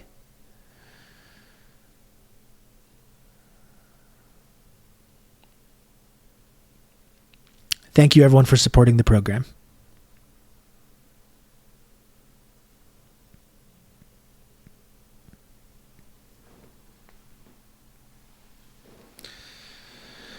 Oh, yeah, it was nice to just get money. You can count on when me. they just gave us money. Good old Rob to talk you through all this.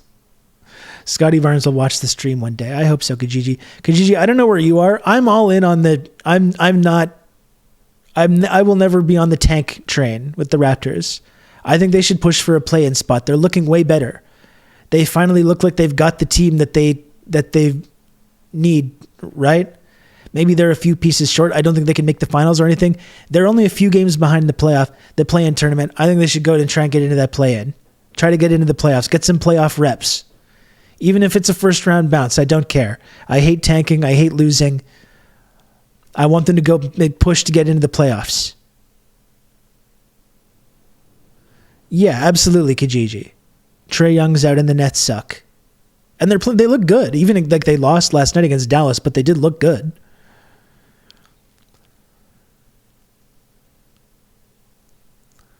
Go Celtics. Animal King, I'm sorry to say it's going to be a fuck the Celtics for me. I'm sorry. Even though the team is likable, a lot of the players are likable, it's a fuck the Celtics for me. Crystal, thanks for the 2 gifted subs as well. I appreciate you, Crystal. Thank you. Who needs pharmacare when there are Alberta politicians in the pockets of Take Back Alberta and private corporations? Yeah, we're just going to get like fucking Loblaws to do our health care. Who needs pharmacare? We're just going to get our grocery barons to handle it.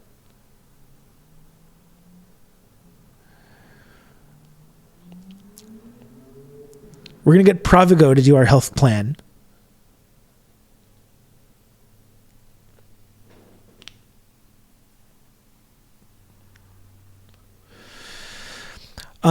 Okay, folks, it's 1:40. I got about another 2 hours. I got a decent start today, so I still have a bit of time. I would like to transition to talking more about the news and Palestine stuff. I have not even talked about Aaron Bushnell. And I would like to talk about that. I've been thinking a lot about Aaron over the last couple of days, and I've been waiting for an opportunity to speak about what happened. There's new atrocities today that are some of the most horrifying incidents that we've seen in the last 4 or 5 months. So I would like to get to this. Give me just 2 minutes here. I'm just going to take a short break. I'm going to get a glass of water. I'm going to come down and we will talk about some serious stuff. Okay?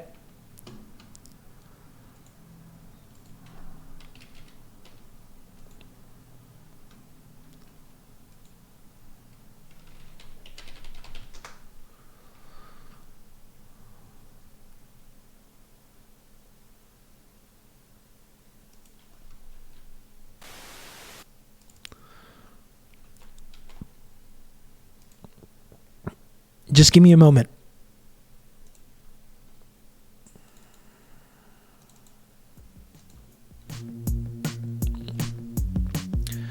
Just going to walk around, we're going to transition from the Hey What's Up segment to the more serious news segment. I'll be back in just a minute.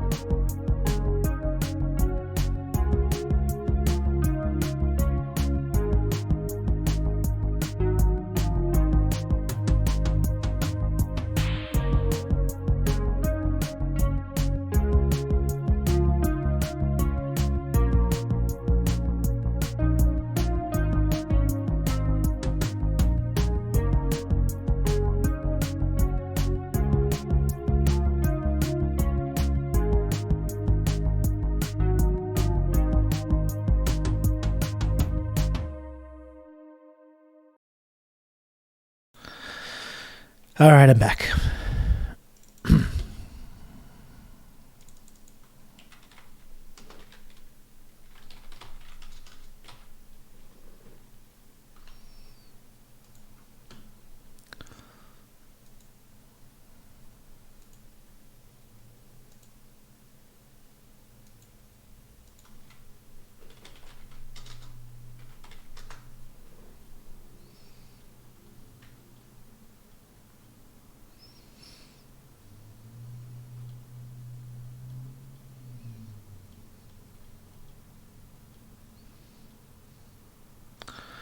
I'm just getting my shit together here.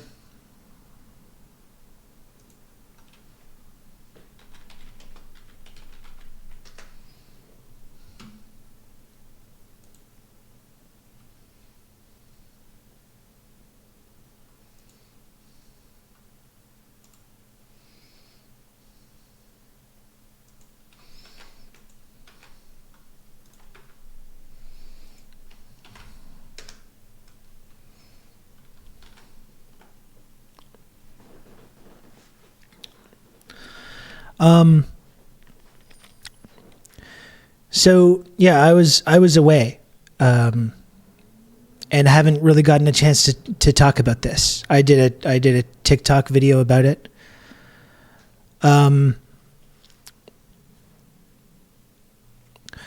But I was really shaken up by Aaron Bushnell, and I still have a hard time getting the sounds out of my head from that video. And I just looked at a censored version of the video. I don't have this kind of like morbid curiosity. That's not something that I really seek out. But at the same time, what I really wanted to hear was what he was saying in the video leading up to what he did on the outside the Israeli embassy. I wanted to hear what he was saying prior to that. And when he lit himself on fire and continually said, "Free Palestine, free Palestine," that's not something that I'm ever going to forget. I couldn't stop hearing it. I couldn't stop hearing. I was trying to sleep that night and I couldn't stop hearing it. Like when I had to like watch TikToks and watch video to just like overload my senses until I just fell asleep, because I couldn't like just lie there in silence and fall asleep because I just couldn't stop hearing it. PM Trio, I don't think I made it that far. I don't think I had to shut it off before he got totally overwhelmed.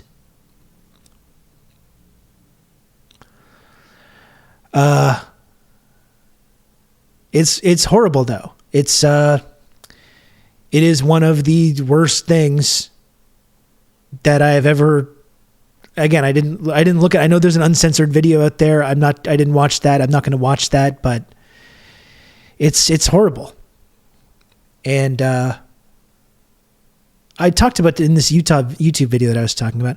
I had to be offline most of Tuesday because my TikTok feed was full of the audio, and someone on my timeline had RT'd uncensored pics. Yeah, I still see the like clips that just use the audio, and I can't. I'm like, no, I can't listen to it again. There's no way I can listen to it again.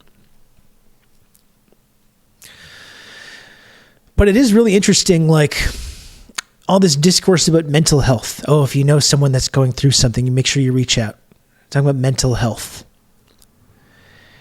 And the man that is in that clip, in the moments before that happens, I don't want to speculate. Obviously, someone that engages in that act, what he talked about in his extreme form of protest, obviously that's like an extreme thing to do. It's one of the most horrifying things that I can ever imagine, dying that way, you know? But the man in that video, prior to that, is completely clear, cogent, calm, eloquent. He's not someone that's deliriously raving or is like mentally or is like emotionally unstable.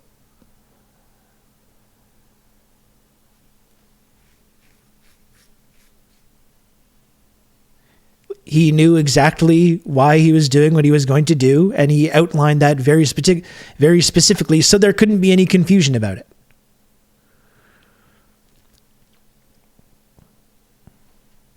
No, that he's feeling the strain of it all, but that's not mental illness. Yeah, and like, if we want to talk about mental health, let's talk about how it's affecting everyone's mental health to watch the nonstop horror, the mass murder of little kids, or the whatever. And pick one of the various atrocities that we've seen over the last 5 months. There have been dozens. We've talked about it on this show. Just pick one. Let's talk about the effect on people's mental health when we watch that happening on our phones day in and day out. And we have powerful people in our society, in the political sphere or the media sphere, saying this is okay. You're wrong to be against this. You're wrong to be against this. You're a bad person if you say that you don't like this. You're a racist. You support terrorism. You're an anti-Semite. You're basically a Nazi if you are against what Israel is doing. How does that affect our mental health? Imani made a great point about the mental health pivot. Look, let me see this.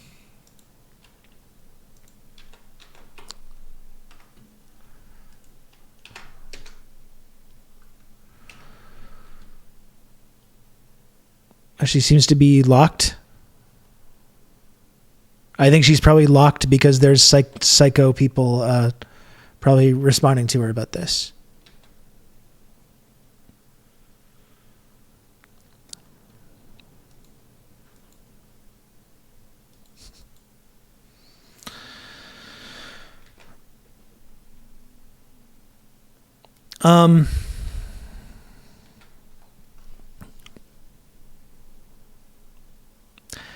It's hard to know how to even talk about it, because it's like,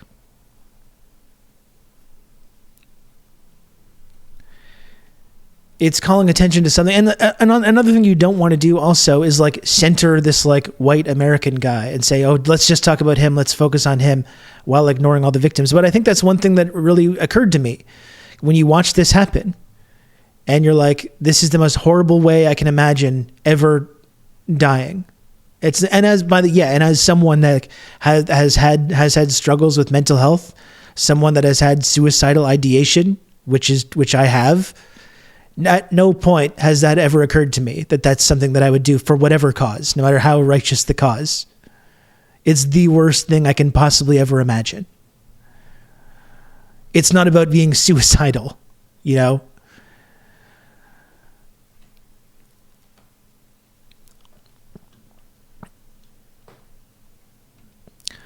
But that's something that occurred to me as well, is like, this is what, as horrible as that is, and we heard his screams, if you're like me, you can't get the screams out of your ears, you can't get the image out of your ears, even if you haven't seen the video, you've probably seen a picture of it. This is what we do to people, right? This is how people have been dying. What do we think happens when you drop white phosphorus on people? What happens when you drop white phosphorus on little kids? And it burns them right down to the bone. This is what Israel's been doing. And this is what Canada and the United States have been supporting. When you launch Hellfire missiles from people, at people, and they burn alive. This is what happens. This is what Aaron Bushnell went through.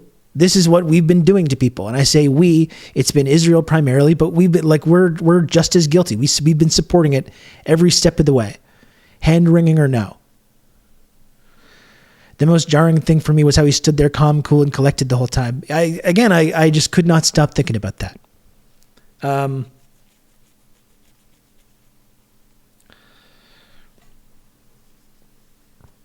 This is what our ruling class has decided will be normal. That's what he said.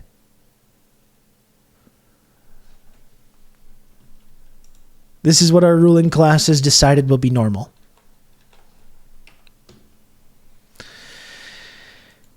And that's it. Like, while I don't,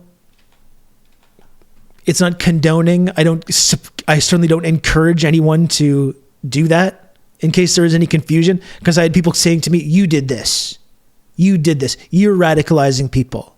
You're glorifying this. Yeah, I'm me, Rob Rousseau. I'm responsible for this. Do you think it's radicalizing maybe to, again, watch the nonstop streams of dead little kids, of parents bringing the remains of their little kids in plastic bags to the fucking hospital? Little kids being pulled out of the rubble of buildings. Little kids with white phosphorus burns on their bodies. Do you think that's radicalizing, or is it me talking about these things? I had someone online saying, like, you should do the same thing. You should do the same thing. You should follow in his footsteps. Like, that's people's reactions. Not to center myself. I'm not a victim. I'm not a victim in any of this. But I'm just illustrating to talk about how the extent to which people's brains are just completely broken. You know?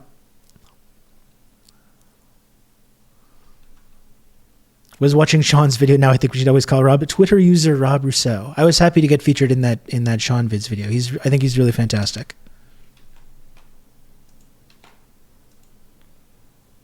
Yeah, she's great. This is about the mental health pivot. Self-immolated outside of the Israeli embassy in Washington, D.C. And given the intensity of his actions, people are speculating that he might have been mentally ill. Because generally speaking, any extreme harm to oneself is generally spoken of in light of mental illness. But the people speculating about mental illness in this moment are doing so in bad faith. The people saying that the service member was mentally ill do not believe he was mentally ill, nor do they believe his actions to be mentally ill. What they're attempting to do is pathologize pro-Palestinian sentiment and cast the service member's actions as the end result of such pro-Palestinian mania. This is the second person to self-immolate in around 3 to 4 months regarding Palestine. And if he hadn't recorded it and shared it, it would have been buried as well, like the first person. We don't even know her name. Asking people in medical settings to mask. The story got totally buried, and Aaron made that impossible. Against their will, simply because they asked the doctors and the nurses around them to wear masks. Now, you might not think that this is related, but it very much so is so. And also ties in with the care courts that disabled people have been warning people against for the last few years. The reason why I cast these things in the same light is because institutionalization oftentimes violates due process. And it is much easier to lock somebody up by declaring them as mentally ill than locking them up through the judicial system. In fact, there are far less legal ramifications and checks and balances to putting people in institutionalizations or nursing homes or mental health care facilities. And it's gotten to the point where, like people who are asking people to mask in hospital settings and people who are rightfully angry at the actions of the U.S. government in Palestine, it has gotten to the point where people's regular reactions to trying to keep themselves safe in this system of necropolitics is pathologized to the point where they are deemed mentally ill and then can be locked up. Now, I'm not saying that the actions of the service member were not extreme. Of course they were. But more so, they were an extreme form of communication rather than an extreme form of self-harm. But the desire to tie the service member's actions to mental illness is designed to pave the path forward for institutionalizing anybody who protests. And historically, this has been the game plan. In the 60s and 70s, people who were grassroots organizers and protests were oftentimes institutionalized. And additionally, subject to psychosurgery and experimental surgeries against their will. Mental illness and institutionalization has always been something that they have weaponized against particularly communities of color and organizers, because once you declare somebody is mentally ill, you could have complete authority over them, and not many people will believe them beyond that. And they're trying to cast all these actions under the same umbrella to make it easier to lock people up. Yeah, that is, I really appreciate her takes on these things. That was really interesting. And like I said, it's like, who's like, you have to be mentally ill to see what is happening and to say, this is okay. That's mental illness. To still be 5 months into this genocide and to say, this is okay, this is normal. If you're against this, there's something wrong with you. That's mental illness. If you really look at this and be like, and you make excuses for it, or you downplay it, or you stick your head in the sand, that's mental illness. What's normal is to have a strong emotional reaction to that.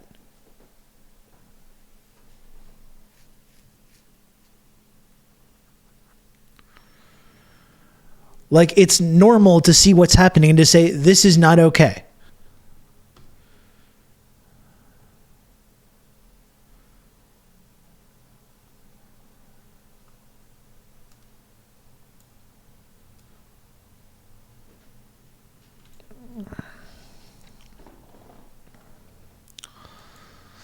And Kira V, I get what you're saying. Like, it's kind of an analogy. It's not that these people are mentally ill. It's an expression of fascism. It's an expression of a political ideology. You know, I agree. But I'm saying, as in that analogy, though, I think, in my view, you know, the person who seems mentally unstable in that time is the person who's like, this is fine, this is normal, this is good. The people who are being painted as being mentally unstable or emotional are the ones that are saying, what the fuck is happening? How are we letting this happen?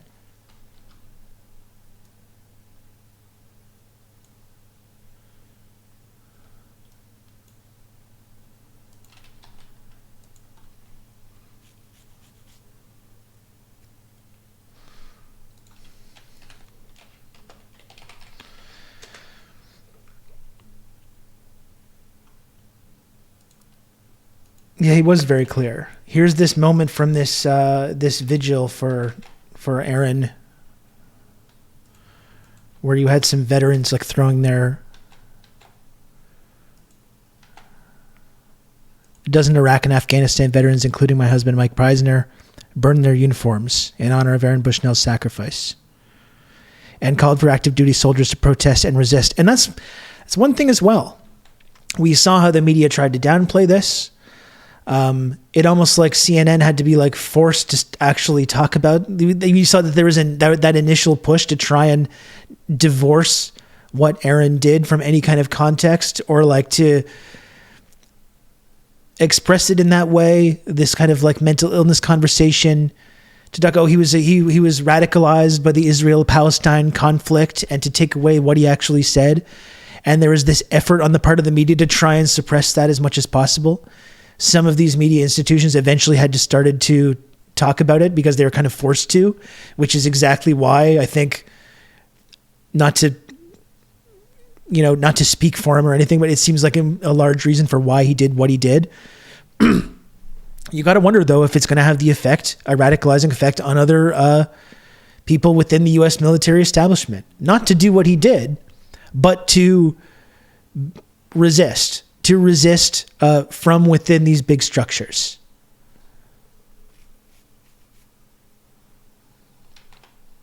Aaron Bushnell! Remember Aaron Bushnell! He is not alone! He is not alone! Remember Aaron Bushnell! Remember Aaron Bushnell! He is not alone! He is not alone! Remember Aaron Bushnell! Remember Aaron Bushnell! He is not alone! He is not alone! Remember Aaron Bushnell! Remember Aaron Bushnell! He is not alone! He is not alone! Remember Aaron Bushnell! Remember Aaron Bushnell! He is not alone! He is not alone! Remember Aaron Bushnell! Remember Aaron Bushnell! He is not alone! He is not alone! Remember Aaron Bushnell! Remember Aaron Bushnell! He is not alone! He is not alone! Remember Aaron Bushnell! Remember Aaron Bushnell! He is not alone! He is not alone! Remember Aaron Bushnell! Remember Aaron Bushnell! He is not alone! He is not alone! Remember Aaron Bushnell! Remember Aaron Bushnell! He is not alone! He is not alone!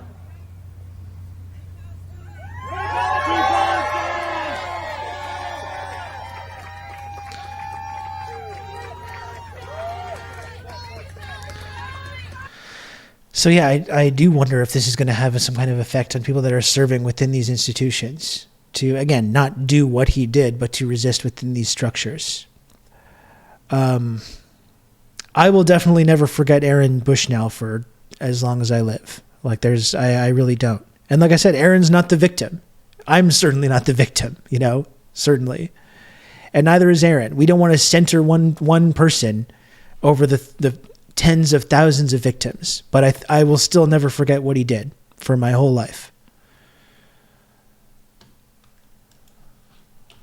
And I think that's the difference between suicide and what Aaron Bushnell did. Aaron Bushnell didn't take his own life.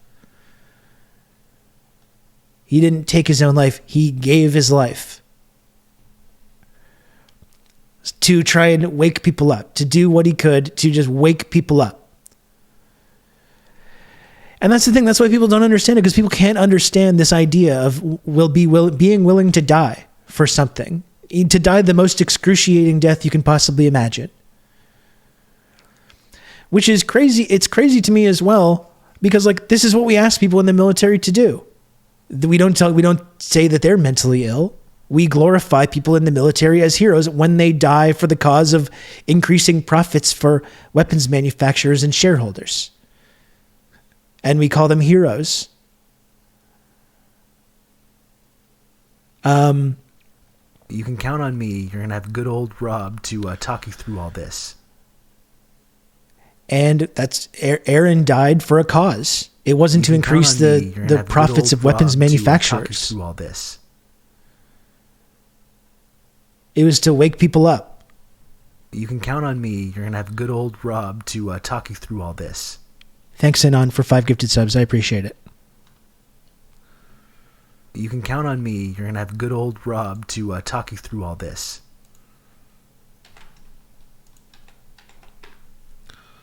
You can count on me. You're going to have good old Rob to talk you through all this.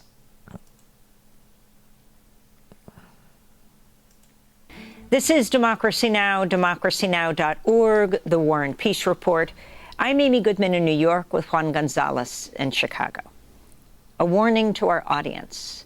This segment contains No, they especially can't imagine dying for people on the other side of the world. And I think in the sort of romantic view of the military, that's what they say. Oh, they're dying for people's freedoms.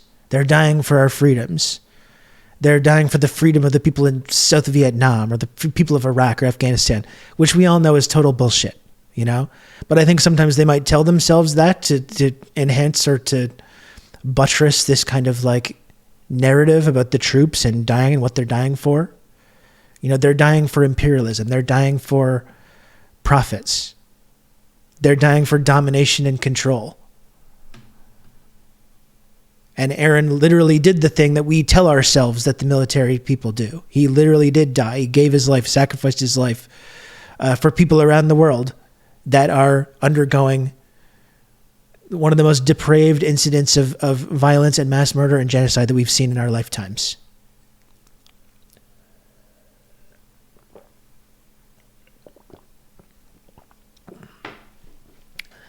And there was all this shit too about like the rest in power thing. Like, honestly, I didn't even want to spend too much time on this. If that's not an op though, oh, don't say rest in power for this man that's self-immolated because of a genocide that his government was doing. And you do things like bullshit online identity politics argument. Like, if that's not an actual op, then like, what the fuck is wrong with you? If that's your reaction. If that's your reaction to Aaron Bushnell and what he did, that's the takeaway. That's my takeaway.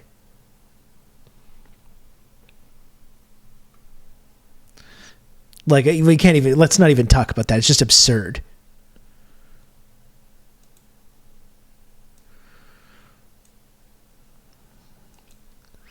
No, I'm not talking about Aaron. Well, he was working for the U.S. government. I'm talking more about the people that are like doing this kind of like COINTELPRO thing of going online and starting discourse about rest in power and whether it's okay to say that or not. That's what I'm talking about, what the op is. Speaking of Mike and the smearing of Bushnell as mentally ill, it's very telling that everyone on mainstream media. The number for the suicide hotline is showed in veterans' faces. At the end of Mike's tribute, this is what he shared. If you're a member of the U.S. military and want expert confidential advice on how to get out, call the GI Rights hotline. Yeah, that is interesting.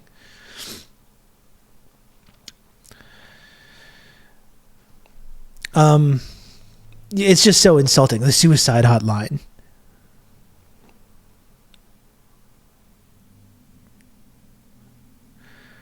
Well, is rest in power good or bad? It's not either good nor bad. If someone does something that's worthy of being said rest in power over and they die, fucking say it. Or don't. Who cares? It's not important. DSA ni TRRS Sankara TRRS trustworthy Rob. JNKD, thanks for 36 months of tier 1. 36 months, that's 3 years. JNKD, thanks for the 3 years of support. Very cool. Thank you.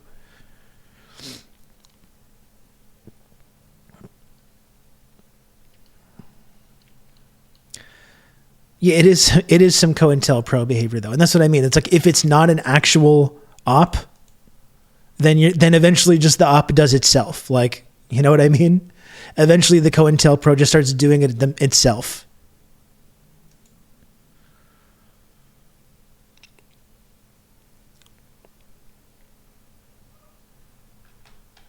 Anyway, I think this clip is supposed to be good because Amy actually speaks to someone that knew Aaron. So let's check this out.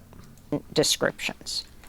On the morning of February 25th, Aaron Bushnell, a 25-year-old active duty member of the U.S. Not enough people Air saying Force, glory to the martyrs. I agree, posted Husker. on Facebook a In link fact, Husker, I missed your to the comment a couple video minutes ago. live streaming service Twitch with a caption that read, quote, "Many of us like to ask ourselves, what would I do if I was alive during slavery or the Jim Crow South or apartheid? What would I do if my country was committing genocide? The answer is you're doing it right now," he wrote. Aaron Bushnell then sent a copy of his will that he had prepared days before to a friend. In it, he gave his cat to his neighbor to be cared for. A few hours later, shortly before 1 p.m. local time, Aaron Bushnell walked towards the Israeli embassy in Washington, D.C., wearing his Air Force uniform. He began the live stream on his phone. Someone talked about when he threw away the can, too. You hear the can gates. clanking down the street. I'm an active duty member of the United States Air Force, and I will no longer be complicit in genocide. I'm about to engage in an extreme act of protest, but compared to what people have been experiencing in Palestine at the hands of their colonizers, it's not extreme at all. This is what our ruling class has decided will be normal. Aaron Bushnell then placed his... I know it's Amy's not going to show the video. I don't want to... against Israel. And I hope people understand. If you want to find the clip, you can. I can't listen to it again. I can't ever listen to that again. Like, really.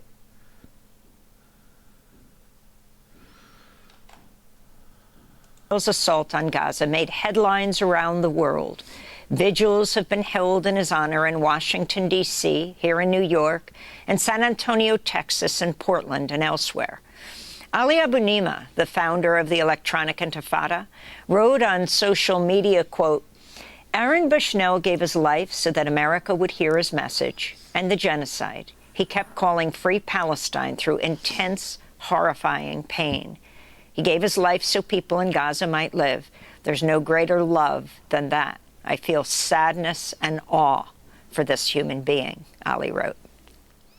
For more, we're joined by two guests. Ann Wright is a 29-year U.S. Army Reserves veteran who retired as a colonel and a former U.S. diplomat.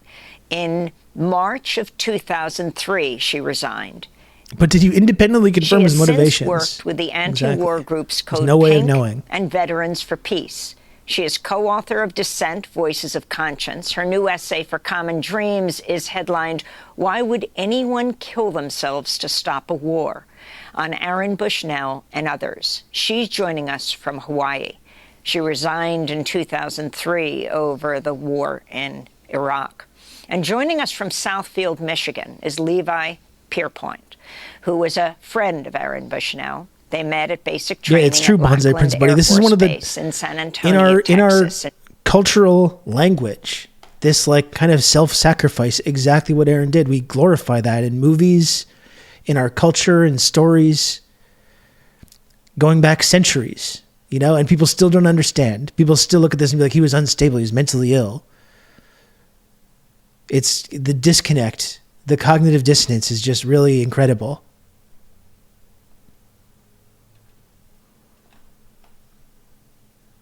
in May 2020. Levi went on to become a conscientious objector. We welcome you both to Democracy Now! This is a very difficult segment to do. Levi, we want to begin with you. You were a friend of Aaron. Tell us about him. Yeah, had the kind of mental illness that's opaque to security clearance what vetting. Happened. Tell us about how you met, your decision to become a conscientious objector. He stayed in the military, and what you then understand took place this weekend. Yes, so I met Aaron Bushnell in basic training. And from the first day that I met him, I could tell that he was just a really sweet person. I could tell very quickly that he had a strong sense of justice. We became friends, and whenever people in basic training would talk about me or would talk about him, we would stick up for each other, and he always stuck up for me. And I did end up getting out as a conscientious objector, and we spoke throughout that process. And at the time that I began to make headway with the process and it began to near its end, I got out in July of 2023. He felt like he was already close enough to his own end date that he decided not to take the same path. And I understood that because the conscientious objector process can take over a year. And so I knew that he was still in, and then he went to do SkillBridge at Ohio, and that's when I met him in Toledo on January 5th. And that was the first time I'd seen him since basic training, and it was unfortunately the last time I saw him. And of course, you know, the other day I heard what had happened, so. Yeah. And our deepest condolences to you, by the way, Levi. When you heard, did you first hear that a man had self-immolated and then hear that it was Aaron? Yes, so I had just seen the headlines. I don't think I had even clicked one and read anything yet. And yeah, Monday, a friend of mine reached out to me, and she knew that I had been a conscientious objector, knew that I had been in the Air Force, and knew that just the story in general might be difficult for me. She had no idea that I knew him. And she was the one who ultimately texted me his name, and I just immediately broke down and called her. And I said, that was my friend. I went to basic training with him. And she comforted me, and I just thought about all the conversations we'd had. I went back to the last text message I got from him, and I just wept. And Levi, in those conversations, did you get a sense of why Aaron initially decided to join the military and how his views evolved about the U.S. military? Yes, I know when we first talked, we shared similar goals and interests in the military. We wanted to sort of get out of our bubble, to explore the United States, to explore the world, to meet people from other backgrounds. And so I remember when we both found out where we were stationed, it was kind of ironic. I found out I'd be stationed in Minot Air Force Base, and he found out he was going to be going back to Lackland, where we went to basic training. And so we both felt like maybe we were going to explore a little bit less than we thought, but we were ready for our careers.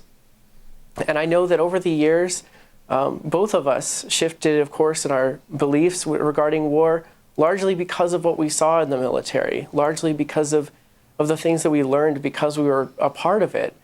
And I know that he and I both were encouraged by people on YouTube that were writing video essays about social justice movements in the United States. I'd like to bring in... Mr. Zivit says, I obviously can't speak for their circumstances specifically, but I feel like this can highlight that people who do not agree with what the military does will still enlist because it's the only financial option for some people. And that's something we do need to keep in mind. Like, if you want to know my personal feeling about that, I don't have a lot of sympathy for people that engage or participate in atrocities, regardless of what their economic circumstances are. I completely understand why people buy into the propaganda. They're economically unstable and they get pulled into the military. I still think after a certain point, it's on you to not participate in something that you know to be wrong. But like, I think that's an important point because I saw people kind of like edgelords as well saying like, oh, you're celebrating this like white military guy. But it's like, this is what, when you're in the military, what this is the ultimate expression of that, of being like, I will not take part in this, you know, like what the fuck? So again, I don't think that's a, for people that become troops, regardless of what their economic circumstances are, if they engage in violence or murder, or they support these kinds of operations, my sympathy for some of these folks runs a little low. I do have a certain amount of sympathy for troops, especially that get discarded. They make it back from whatever hellhole they get sent to. They come back, they're traumatized, they're disabled, and then they just get left on the street to die. I think that's really fucked up, you know? When people do, regardless of what the circumstances are, I don't have a ton of sympathy for people that engage in like atrocities or murder or are part of this imperialist machine. But again, what more can you ask for from someone that did not only not go along with this, but to engage in this what he referred to as this extreme act of protest in defiance of that military machine? You know, that's like.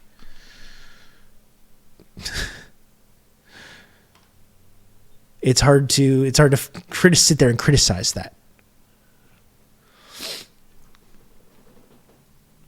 Yeah, absolutely. Poor kids are targeted more. Like going to people's high schools, like going to recruit kids. Like it's really fucked up. Like don't get me wrong. I think that's incredibly fucked up. And the way people are lied to, they're propagandized. You know, it's awful.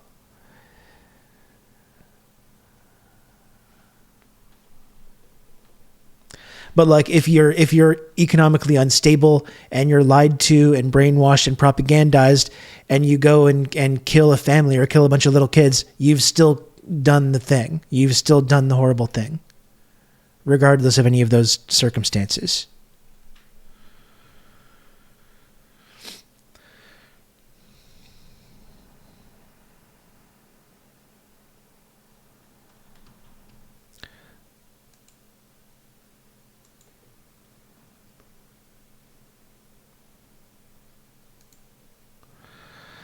It's even stronger message that he was a cis white dude, harder but not impossible, obviously, for the right to demonize him. That's true, although I don't imagine people aren't trying.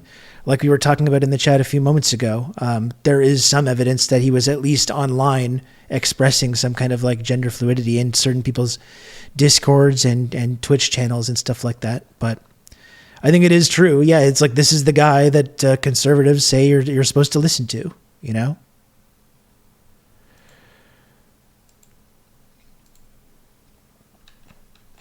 Anyway, let's continue this clip. Yeah, his Twitch name was Lily Anarkitty. Yeah.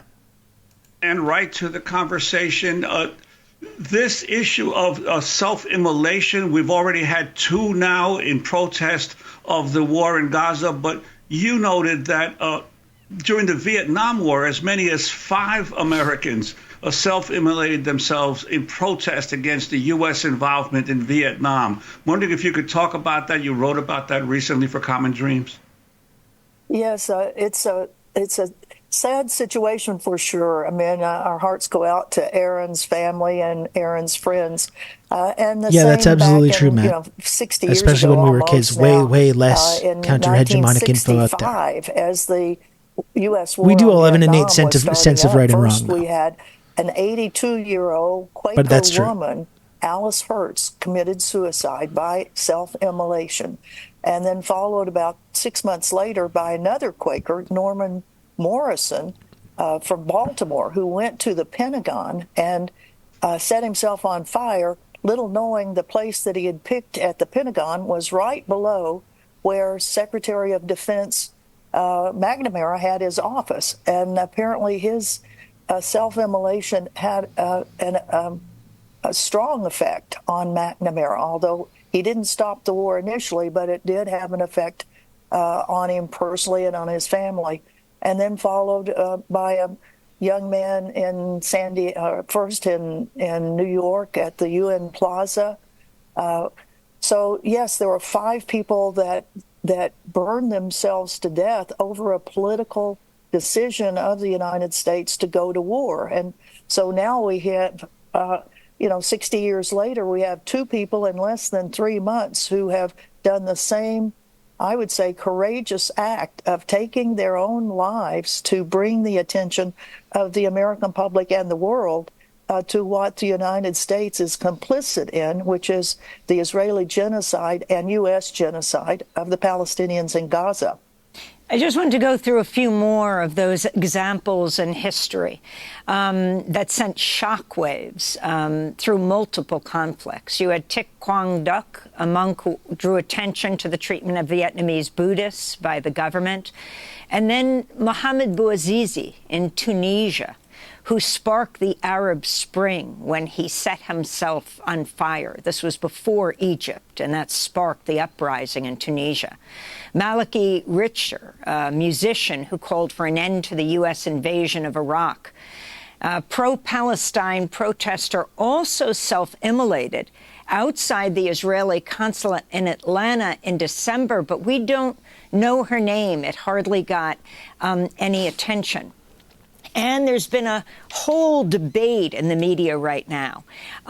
Those who talk about it as don't even want to talk. I mean, I think as it started when papers like the New York Times didn't even say he said free Palestine, and other outlets as well. But then as time went on, they did talk about what happened.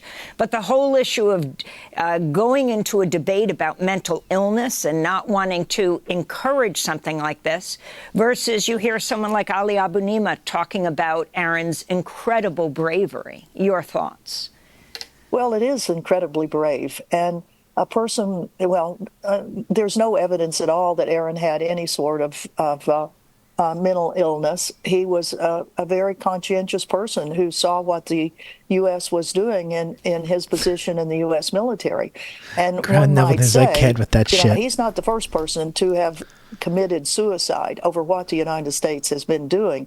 If you look, 22 veterans a day commit suicide over culturally what appropriated self-immolation is a phrase that's going to be rattling around my head for a while. What Aaron did was very, very courageous. I can't imagine, taking that step. It was an act of courage, an act of bravery to call attention to U.S. policies. Levi Pierpont, I wanted to ask you, you grew up as an evangelical Christian. Aaron Bushnell attended Catholic religious services while at basic training. How do you think his religious views informed you talk about sacrifice, fucking Jesus Christ. And ultimately his How about action? that? Sacrificed for humanity, sacrificed himself, sacrificed his body. By the time that he did what he did, it's the most fundamental concept in our identify with any cultural particular memory. religion. But I know that for me, even though I'm more agnostic than I grew up, my evangelical roots still influence me. They influence my sense of justice, and they told me since I was a young child that you have to stand up for what you believe in. And I can imagine that it was the same way for Aaron. And so even though I don't believe that he still believed in the Catholic faith by the time that he died, I know that upbringing had a profound impact on him, and I'm sure that it influenced his sense of justice. Levi Diego, we Pierpont, can't look. It's an Aaron op. Like, was come on. Was living These in people are not San serious Antonio, people. where Lackland base is. He was doing a lot of mutual aid work with people who really were interesting, unsheltered there, very well known in those encampments. What do you want us to remember him by as you think about him in these last few days, what you're talking about in the vigils and with your friends? I want people to remember that his death is not in vain, that he died to spotlight this message. And he's a martyr. I don't want anybody else to die this way. If he had asked me about this, I would have begged him not to. I would have done anything I could to stop him. But obviously we can't get him back, and we have to honor the message that he left. I would have told him that this wasn't necessary to get the message out. I would have told him that there were other ways. But seeing the way that the media responds now that this has happened, it's hard not to feel like he was right, that this was exactly what was necessary to get people's attention about the genocide that's happening in Palestine. And so I want people to remember his message. And Wright, your sense of how the movement here in this country to stop this genocidal war in Gaza has been building, and what Aaron Bushnell's sacrifice may contribute to that? Well, it's a huge, huge movement, and the Biden administration must recognize it, as your previous guest said. I mean, the voters are telling them a message. This is a massive, massive movement of youth, of people of all religions that are saying, by any religious teachings, this killing is wrong. It has to end. And I would say to Levi, you know, we have Veterans for Peace and we have About Face, veterans organizations that would like to offer you support, because this is tough, really tough. But it's for the people of Gaza, the people of Palestine, that we do this, to stop these horrible, horrible policies that our country has right now, the killing of innocent people for the United States and for Israel. It has to end, and ceasefire now. And I understand there is a Gaza flotilla being organized. We only have 30 seconds. Can you explain what that is?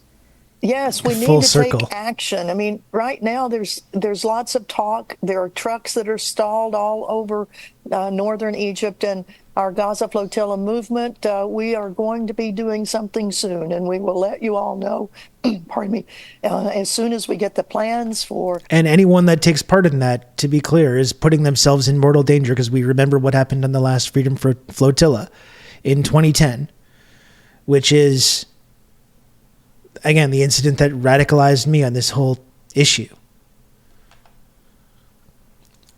Challenging again the Israeli naval blockade of Gaza. Not to say that that's not crucially and vitally important. Obviously it is, but that's going to be dangerous for anyone that's involved. And there's Israeli citizens, like, we can't stress this enough. While people are starving, there's Israeli citizens throwing a party to block the aid trucks from getting into Gaza because they want people to starve. And then leading to incidents like we saw today, when people were massacred while they were trying to desperately scramble to try and get some of the aid that's getting into Israel. As I said, I won't ever forget Aaron and what Aaron Bushnell did. I really won't.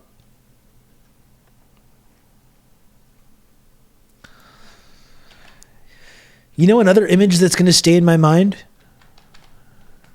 Another image that's going to stay in my mind took place the very next day. The very next day after Aaron Bushnell burned himself alive and screamed "Free Palestine" until his dying breath, until he couldn't physically produce sounds anymore. And the very next day, we saw this. Give us a sense of when you... Can you give us a sense of when you think that ceasefire will start, sir? Well, I hope by the beginning of the weekend. I mean, the end of the weekend. At least my national security advisor tells me that we're close. We're close. It's not done yet. And my hope is by next Monday, we'll have a ceasefire.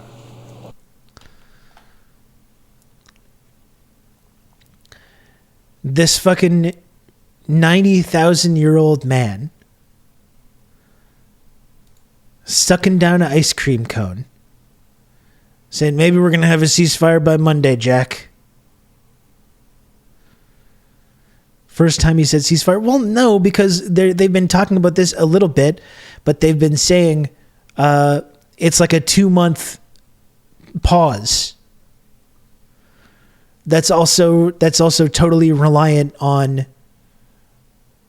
Palestinians giving up whatever possible leverage they might have. And Netanyahu's been opposed to a ceasefire this whole time. Israel's made it quite clear that they're not interested in the idea of having there being such a thing as a Palestinian state. But this is what I won't forget this either. Not only will I not forget about the day after that massacre, that initial massacre at the hospital in Gaza, where the very next day Biden went and gave Netanyahu a big hug and kiss, nor will I remember this the day after Aaron Bushnell burned himself to death. This fucking decrepit old man, this genocidal maniac, this unapologetic Zionist piece of shit monster, sucking down an ice cream, totally oblivious to anything that's going on. The head of the largest military machine in human history, the largest imperialist machine in human history, with his fucking ice cream. Don't vote for Trump. Vote for this ice cream eating motherfucker that gives Israel billions of dollars and full support while they commit genocide. And what they were saying, I saw this, what was this tweet the other day where it's like, oh God, this is so stupid. I finally changed my header. I put the Palestine graffiti from Montreal.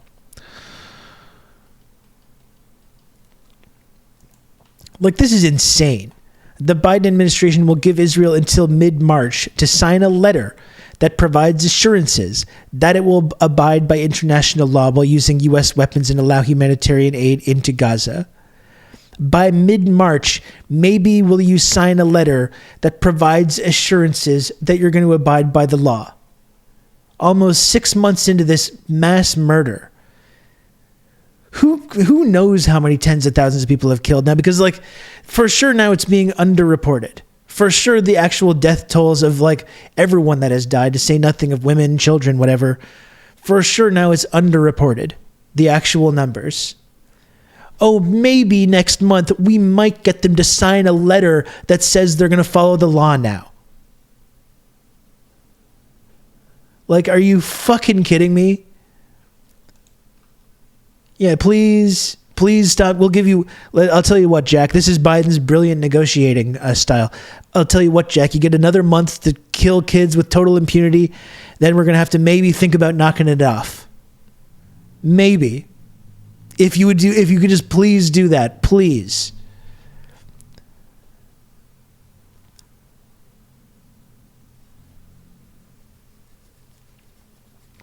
Of course, it's not legally binding. Well, if they sign a letter, it's settled. As history has shown, Israel has always kept its word. Exactly. I'm sure this letter would just be what an accomplishment. Like, this is just a disgrace. And then there's the whole thing with Michigan and this whole uncommitted campaign, which exceeded beyond everyone's wildest expectations. That whole uncommitted campaign in Michigan came together in about 2 weeks and got over 100,000 people to come up in about 2 weeks of organizing. Like, that is something that's being underreported with all the spin and all this stuff. This campaign has not been going on for months. It's been a few weeks of like, hey, let's do this in this primary in Michigan to send a message to the Democratic Party. And you still have people downplaying it. And it speaks to like the complete inability of anyone to actually engage in any kind of meeting. Like, what can you do? You can't protest. You can't go to politicians' houses. You can't say certain words and phrases. You can't dress up as Spider-Man and climb an awning at a hospital. But then these liberals, they say, here's the institution that you can use to pressure elected officials. It's this, and it's only this, voting. You can vote for the one side or the other side. And then when people use these institutions and say, okay, you want to vote? We'll show up and vote to try and send a message to the ruling class so they stop doing this. And they do that. And these people say, still no. No. This helps Trump. You're a bad person if you do this. You support terrorism. You want Muslims to be deported. And these people have deranged fucking psychotic fantasies about this. They all turn into Stuart Seldowitzes. All of these fucking people. An entire nation of Stuart Seldowitzes. I hope you get deported. I hope Trump puts your family in a concentration camp. Immediately, as soon as you even criticize the ruling class, the establishment, even when you vote and try to use whatever power you have to push them in a certain direction, and they immediately turn into Stuart Seldowitz. I hope your family gets deported. I hope you get put in a concentration camp.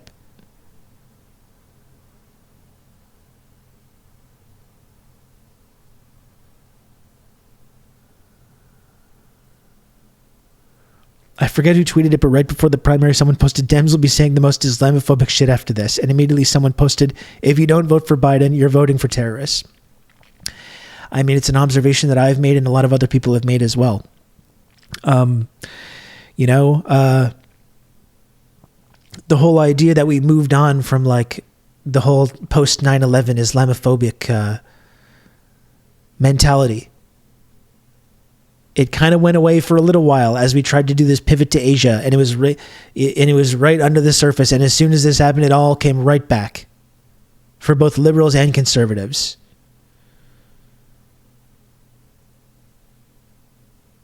It never went away, but it wasn't as much of a focus. You got this sense that in terms of like America and their geostrategic interests, they wanted to move more towards Russia. They thought they had the Middle East sewn up. They thought they were going to normalize relations with Israel and Saudi Arabia. They thought that they could kind of like leave things be and pivot towards Russia and pivot towards China. So it was maybe less of a focus, and immediately it's just all right back to the surface. These fucking racists, these sickos.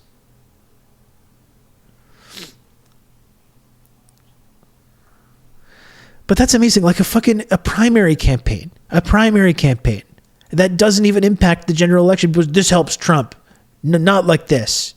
Don't do it like this. And there's nothing you can do.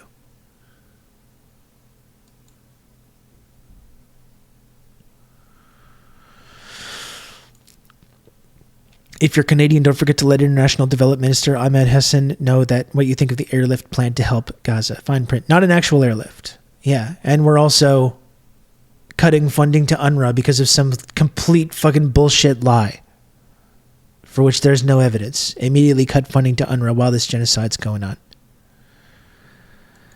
Voting in a primary is cuck behavior. Yeah, unless you're doing it for a good cause like this. Like I was saying before, people that are going up to show up in a Democratic primary when they don't have to vote for Joe Biden are these sickest people in their society.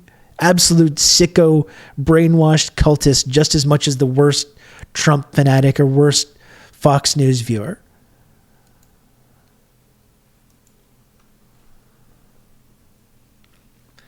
It helps Trump, but also 100K people do not matter. Well, that's the liberal doublespeak when it comes to that, right? We don't need you, but also if we lose, it's your fault. We don't need you. We don't like you. We don't respect you. You get nothing. We don't want your support. And then when that inevitably blows up in their faces, how could you do this? How could you support Trump like this? How could you do this to us? You know, it's the exact same people.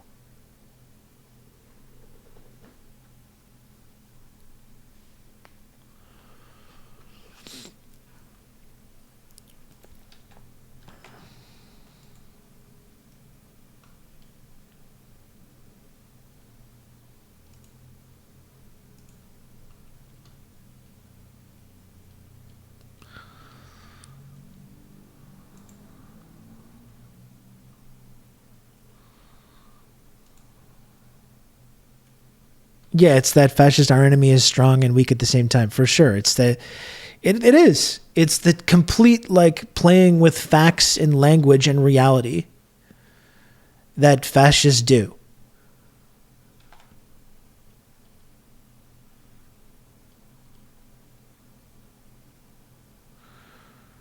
I don't even know if I can show this clip. And like this is the latest atrocity.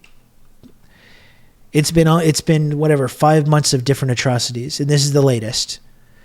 At least 100 killed and 700 injured in chaotic incident, as CNN describes it. a chaotic incident where IDF opened fire as people waited for food in Gaza. So we're intentionally starving people, intentionally and deliberately starving people, starving little kids. And Israel's now massacring the people that are showing up to try and get access to the small amount of aid that's getting in. And we have Israel massacring these people. This is the latest absolutely depraved massacre that we've been responsible for. They're trying to play it off like some kind of stampede. I mean, even if that was the case, and I don't believe that to be true, because you have the CNN, even CNN admitting here, where IDF opening fire on people. Even if it is some kind of a stampede, that's being caused by the deliberate, like, medieval siege that's going on, and this deliberate campaign of starvation. So even if that was the case, that's being deliberately caused by Israel and Canada and the United States and Britain and Germany and wherever else.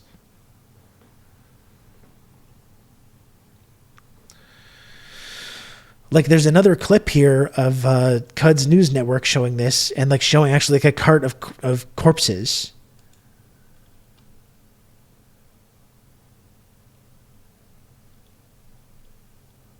Horrifying.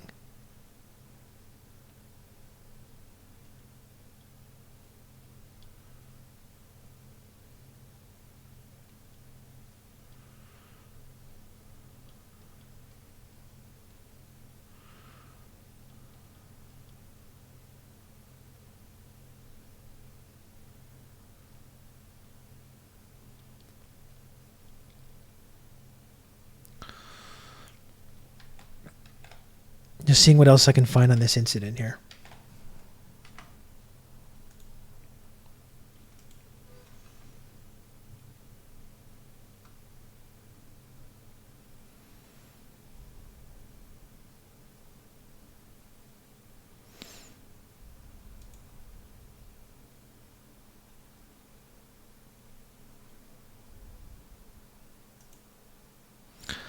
I don't want to hear from Senator Jeff Merkley. There's Senator Jeff Merkley on Democracy Now!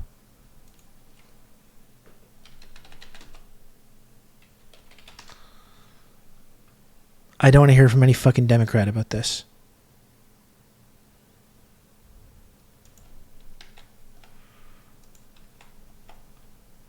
Has killed at least. Here's the latest absolutely grotesque incident that we've that has happened now, with no signs of it stopping. 104 Palestinians. Nearly 700 people have also been injured, dozens of them in critical condition. Thursday's attack has been described as a massacre of civilians.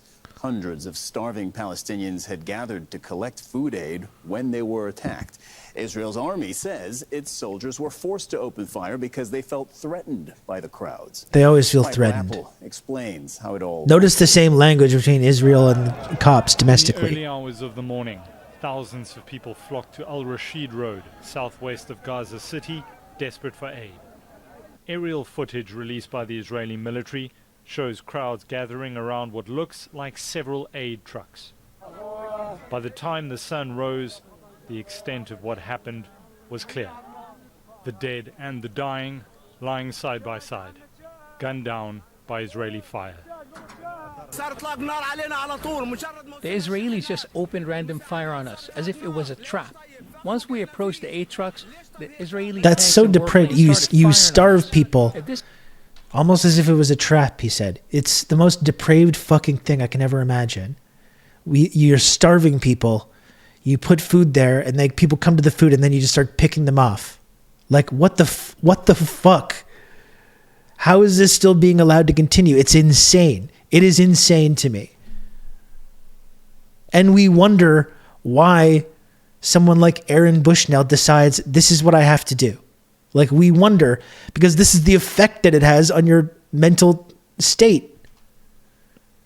How is this being allowed to happen? How?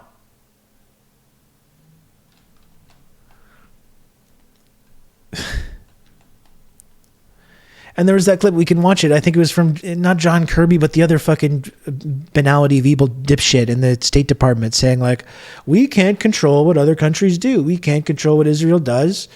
we can't do this, we can't do that. First of all, yes, you can. And someone says in the media gallery, unless you invade them, and he's like, oh, good one.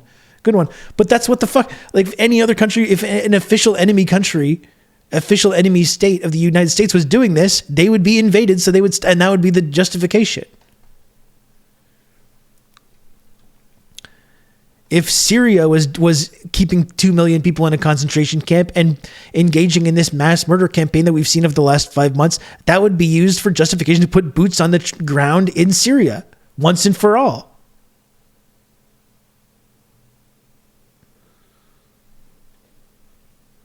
Not only allowed to happen, but treated as just a normal thing or obfuscated.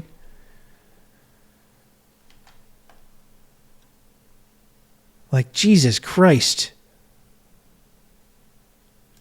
Continues like this, we do not want any aid. I don't even understand the purpose of it, even from the perspective of evil. They can't possibly have enough bullets to do that kind of work. They have to just be on the track for gas chambers here. The Nazis learned bullets aren't fast enough around this time also. Yeah, they're just sick. It's just a sick society. That's all. It doesn't make sense. There's no logic or reason to it. It's a sick society of racist psychopaths.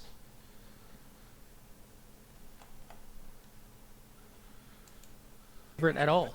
Every convoy coming means another massacre. Instead of aid, they've come away with the dead. By donkey cart, car and makeshift stretchers, the wounded are taken to nearby hospitals, all of which are overwhelmed and barely functioning. This is the kind of shit that's eventually going to come home and be applied to us. I mean, we've talked about before how Gaza is like a testing ground for not only the technology, but the strategy as well. Like, what do we think all these cop cities that they're building are for? You know? What are all these cop cities for? Because they know the climate crisis is going to continue to get worse. They know our food chain is going to be disruptive. They know they're going to lose control eventually.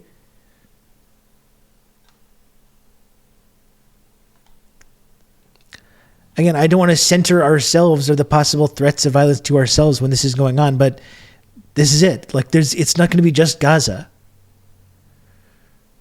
Our whole society is going to be riddled with Gazas. And the Palestinians are being used as the initial sacrifice to create this kind of new depraved world of violence and fascism.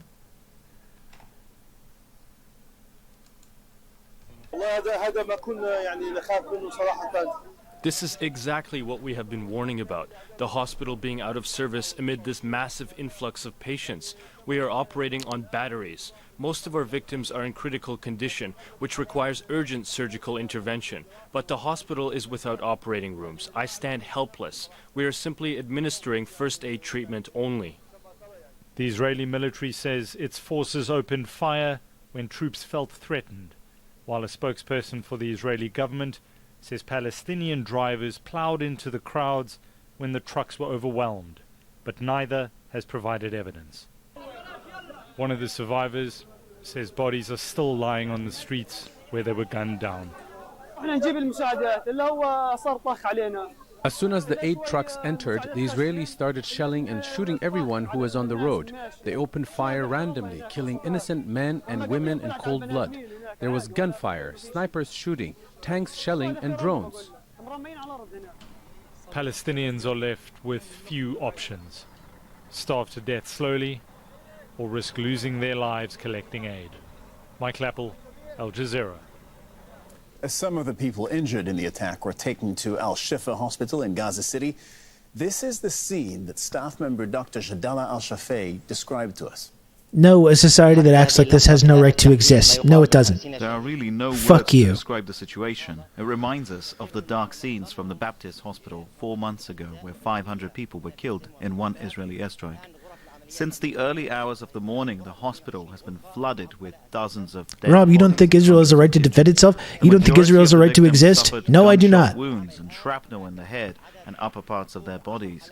They were hit by direct artillery shelling, drone missiles, and gunfire. All our operation rooms are full, and all medical staff have been deployed. Above all, we ran out of medical supplies and fuel necessary to operate the hospital. We hope we will be able to provide any life-saving procedures to those victims. All victims are in critical condition. They're lying on the floor. We stand helpless amid the sharp shortage of supplies and staff. Yeah, I agree, Sean. And you know what? I actually think that there's like I really do think something has changed here. I don't think and I said this early on, and I still think this, that these kind of protests that we're seeing over Trudeau or Biden, I hope this is how Joe Biden is treated, because we know there won't actually be justice, barring some kind of divine miracle. I hope Biden faces these protests until he's in the ground. I hope Biden's funeral is protested by people. The same with Justin Trudeau and every fucking rotten Western figure that has supported this. Forever. If there's not going to be justice, there can at least be that. Rafah, southern Gaza for us. Tarek, you've been gathering information on this along with our Al Jazeera team. What more can you tell us about this? Yeah, John fucking Fetterman. A very shocking and distressing event today where thousands of Palestinians who are completely absolutely old in Dutch Gaza have been waiting as usual every day for more flow of the humanitarian supplies. Very much same, Matt. Humanitarian trucks to get to the northern parts of Gaza now. Those people had been multiply targeted by the Israeli forces in previous occasions, but today it's considered to be one of the bloodiest attacks where we have been seeing and hearing more shocking news about more than 100 Palestinians being killed, as we have been seeing also videos emerging from the location showing an intense Israeli shooting against those people who were gathering there, waiting for humanitarian supplies. The majority of them did not manage to return back with anything. They returned empty-handed, as those people are completely have nothing to survive on in light of the ongoing Israeli bombardment that impose a significant restriction on aid delivery. But at the same time, the WFP had suspended its operations and aid deliveries to the north for the same reasons, the collapse in security. And this is what Palestinians today have been witnessing. They were completely disarmed. They have been exposed to the Israeli fire, and some of them they just wanted to give a humanitarian. Yeah, this is Israeli footage. To their families with something in their hand to feed them, and it's critically that within this immense number of casualties and people being killed. And the whole thing about the aid trucks, again, it's like, and even showing that footage, which I think it has kind of like imagery of like insects or like roaches or whatever. But it's even used to like build this narrative about to dehumanize people. There's these savages. They're overwhelming the aid trucks. Look at them, just like attacking by the dozens, attacking these trucks. So you withhold the food until people are so desperate. You withhold the food and bomb and murder tens of thousands of people in a captive population. You starve them deliberately, intentionally, and then when a few aid trucks go in, look at these savages rushing the aid trucks and overwhelming them. And our soldiers were the IDF people were so threatened. They had to defend themselves. They had to protect themselves. This is sick. Hospitals that are severely and barely operating right now, just only providing primitive care there. And this is absolutely... I also agree with Potter and Elmer that those airdrops are just despicable, making kids wade into the sea in the winter. And like we've seen old Dutch like bombing the kids that are swimming out into the sea to get access to get some of these to get some of this aid. Like, what the fuck?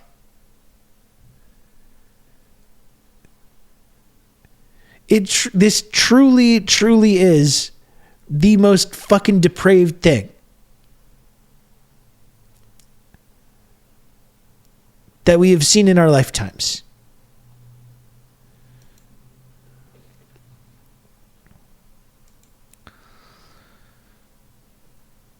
Like, it's just stunning.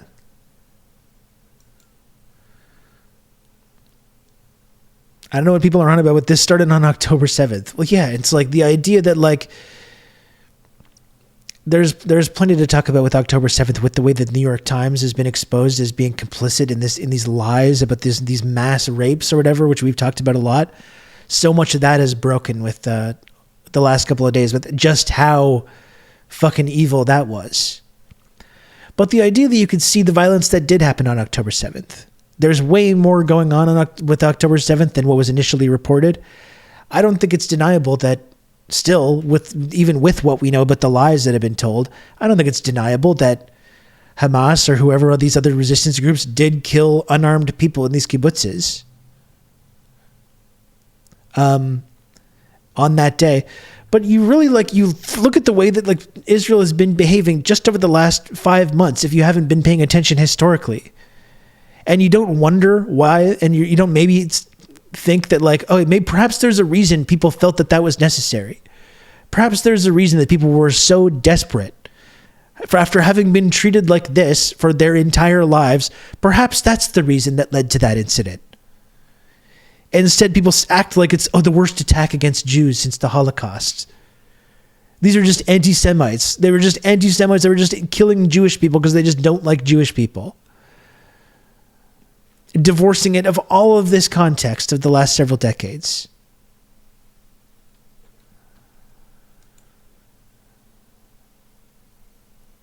Jesus Christ. They literally have a legal right, according to the colonizers' laws, to attack and kill the people that are colonizing them. And yeah, we can debate about unarmed people living in these kibbutzes. That's the reality. And I obviously do not support unarmed people just being killed. I think that's absolutely horrible. To be clear, these settlements are illegal. These settlements are being built directly outside this concentration camp where people are being kept in this state of absolute despair and dehumanization for decades. So yeah, if people are killed, unarmed people, I think that's a horrible tragedy. And you know who I hold accountable for that? Not Hamas, Israel. Israel put those people in harm's way by telling them that it's safe to go live in these settlements. Well, no, it's not. Israel got those people killed. They literally physically killed many of those people on that day, as we now know. But they got those people killed as well. They put them in harm's way. And again, you have Biden still saying, there's without Israel, not a Jew in the world would be safe. The president of the United States says, no, Jews are not safe in the country where I'm the president of. They're only safe when Israel exists. Well, obviously they're not. Israel is getting these people killed. Israel is putting them in harm's way. If you're outraged about the deaths that happened on October 7th, blame them. Blame them for getting their own people killed. If not actually literally killing them, as we now know that they did in large numbers on that day. Terrifying for them. All right, Tarek, thank you very much for that reporting. I know you and the rest of our Al Jazeera team in Gaza are working hard to try and gather as much information as we can about today's pre-dawn attack on these Palestinians who are lining up for aid in northern Gaza. Thank you very much, Tarek. Let's bring in Zain Basravi. Zain, you're in Ramallah in the occupied West Bank, so we're trying to build as complete of a picture as we can about what happened this morning. What are you learning on your end?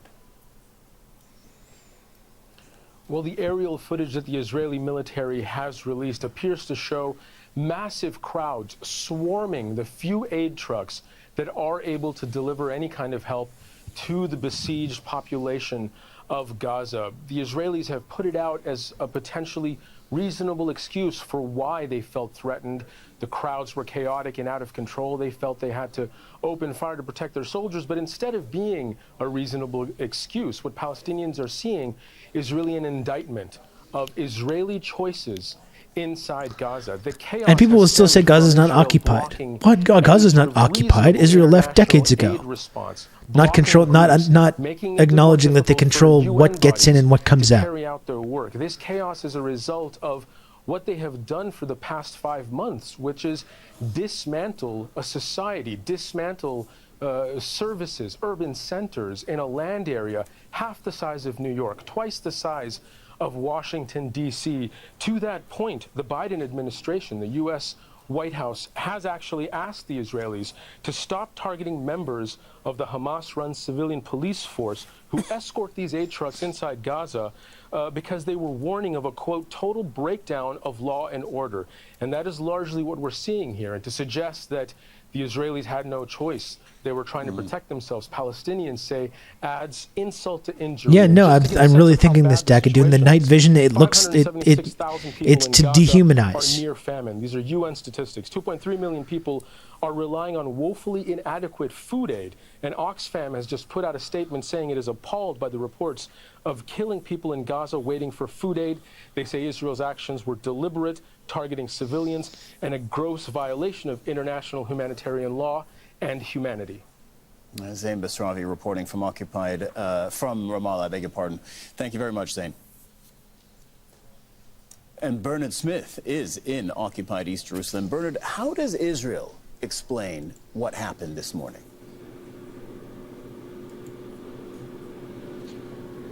So, Cyril, Israel's military has had a briefing not too long ago trying to elaborate on what they believe, what they say happened in Gaza. They say this incident happened around Wadi Gaza, which is this Wadi, this river that Israel has used to separate the north of Gaza from the south, and there's a checkpoint there. And they say that these aid trucks were clearing this checkpoint when they were surrounded by a large crowd of people.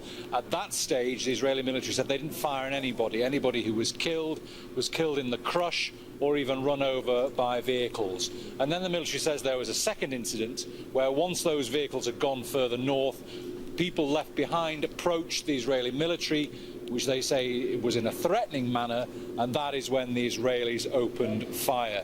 Now, if you ask our colleagues in Gaza, they will say, well, people are killed every day getting aid, killed by the Israelis every day when they're trying to get aid. But the reason there's so much focus today is because of the large numbers of people killed. But it is normal, it is standard in this war that Palestinians are killed when they go and try and get aid. Yeah, Shirley Powell, Germany is just Bernard, thank hopeless. you very much.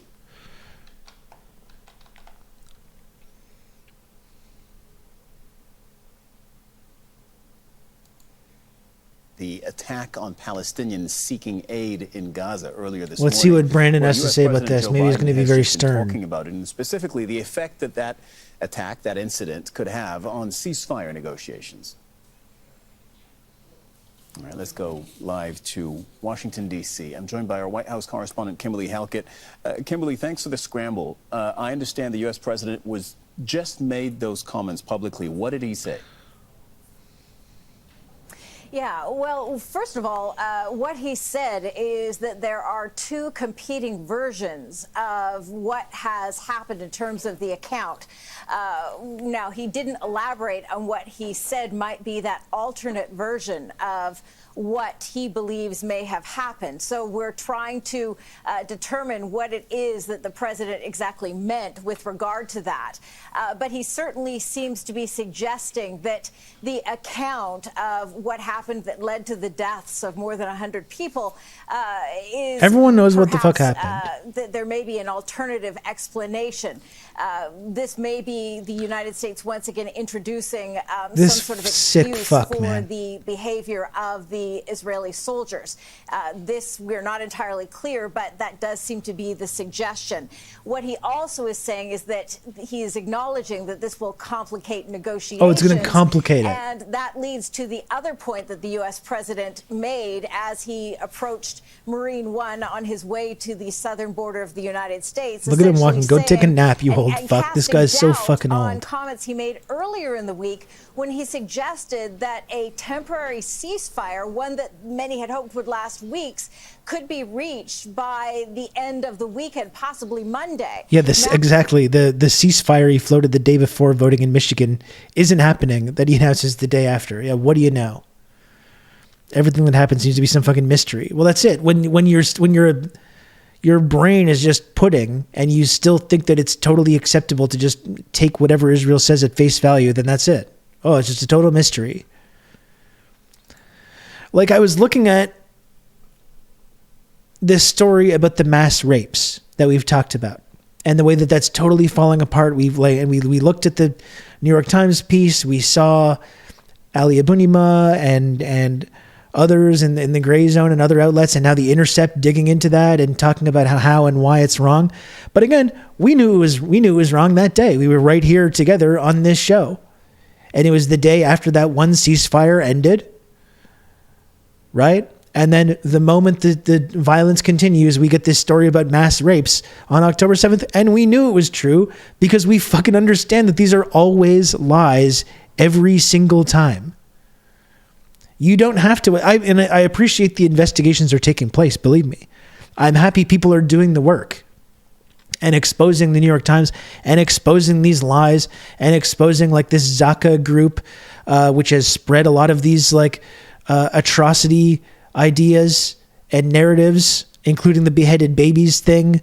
This Zaka group, by the way, one of the board members of which is Stuart Seldowitz, the halal cart racist Islamophobe guy, sits on the board of that exact group. By the way, but it's like, I'm glad people are doing this work, but you don't need to. You can know exactly what's going on right away. Whether it comes to Israel, whether it comes to other incidents that end up being mysteries like this, like the Nord Stream pipeline thing. You don't need to wait for the investigation. You can just be correct on day one, like we were here when we started talking about that narrative or any of these other incidents. Because we're not morons. Because you understand when Israel repeatedly lies over and over and over and over again every single time, you can just assume that the next thing is a fucking lie as well. It's really not that complicated. It's really not difficult.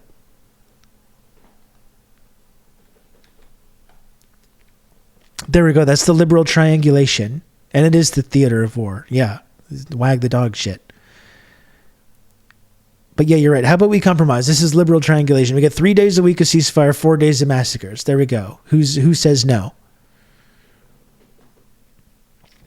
The investigations are important, but they never lead to anything meaningful like change or accountability. It's so fucking irritating. Or prior to this, like the whole thing, there was a ceasefire on October 7th. Well, there was not.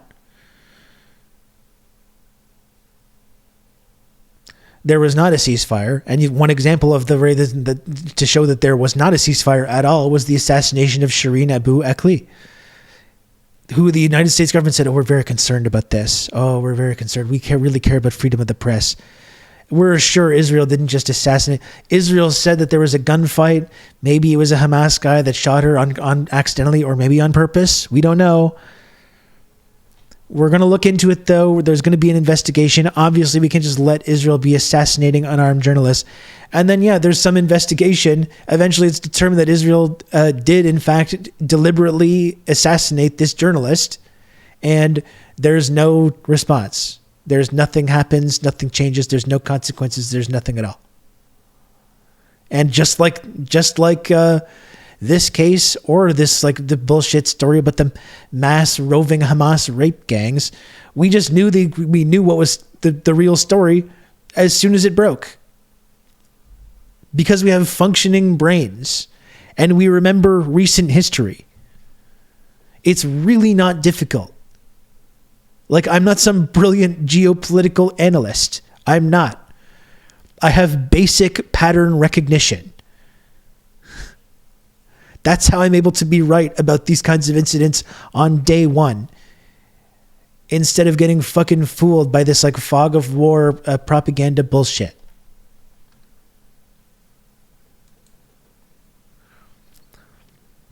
They could literally say, yes, we did XYZ and we'll do it again. And most people will literally be like, nevertheless, that's what they're doing now. That's literally what they're doing now. Like when they get accused of doing genocide in the International Court of Justice, they're like, we're not going to let the Hague stop us. Like they're being pretty open about it.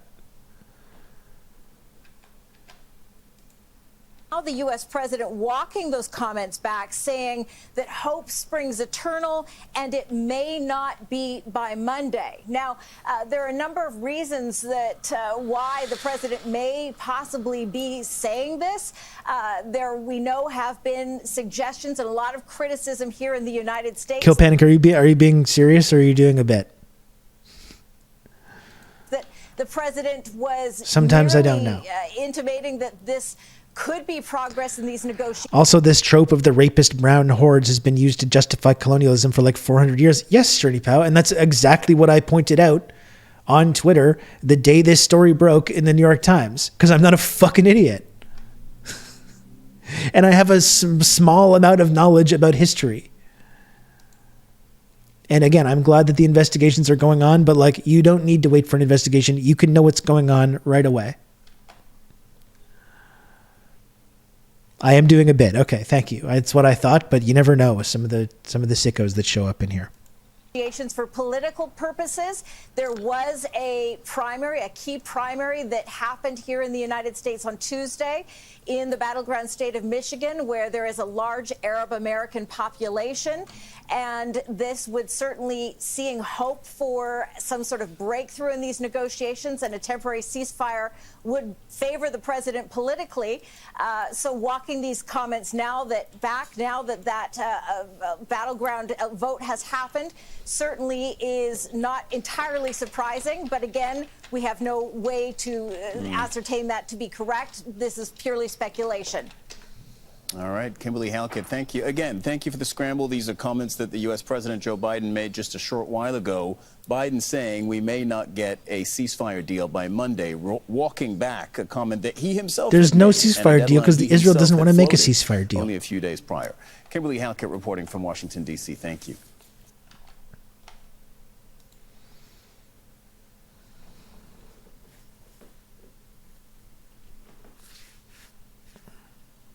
They're not going to stop. They have no intention of stopping. In fact, they're trying to escalate this, as we've been pointing out. They're trying to escalate it to a larger regional conflict and pull the U.S. in once and for all.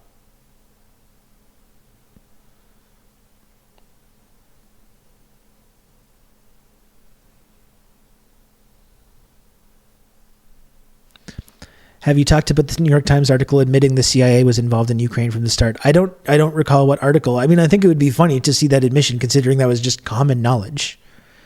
There's been reporting on that for years, you know?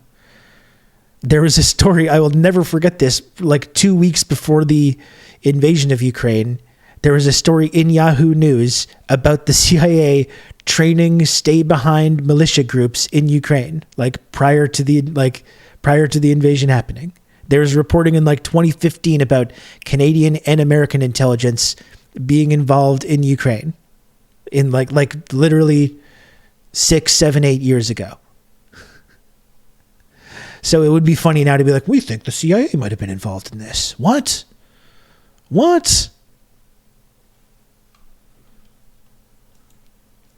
You know? Jesus Christ.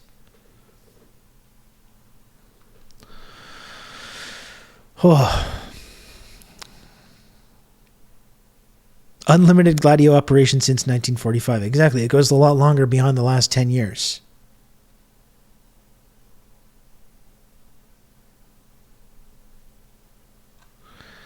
Did you hear Asa Winstanley from Electronic Intifada got a hold of a BBC Panorama episode? They were doing on how many gorillions of dollars Hamas has. It's good to focus on that right now. I should try to get Asa on this show actually. And Kill Panic, I know you seem to be a new community member. I've been shouting about this for 2 years now. For fuck's sakes, John McCain was in Kiev during Maidan. It's not a conspiracy. What was it? You're saying that the Euromaidan was a coup? Really? What is this? Some kind of tanky conspiracy? Like, what the fuck? You literally have John McCain and Hillary Clinton showing up. Yes, it was a coup. Yes. This is not hard to understand. And then 2 years later, you got John McCain, Lindsey Graham, Amy Klobuchar hanging out with these Azov battalion militia guys saying on video, just we'll give you whatever you need. Just kill the Russians. Just keep killing Russians. People are like, you're saying that was a coup?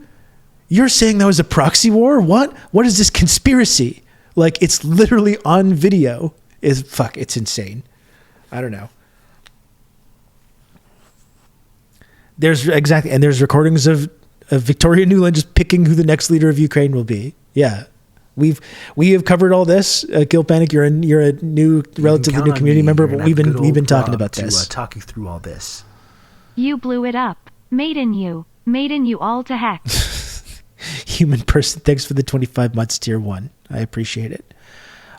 We got to go back to you. I mean, it was just the anniversary of Ukraine, so I do have to, probably we need to focus a little bit on that. I'm definitely going to be talking to Vijay Prashad in like 2 weeks.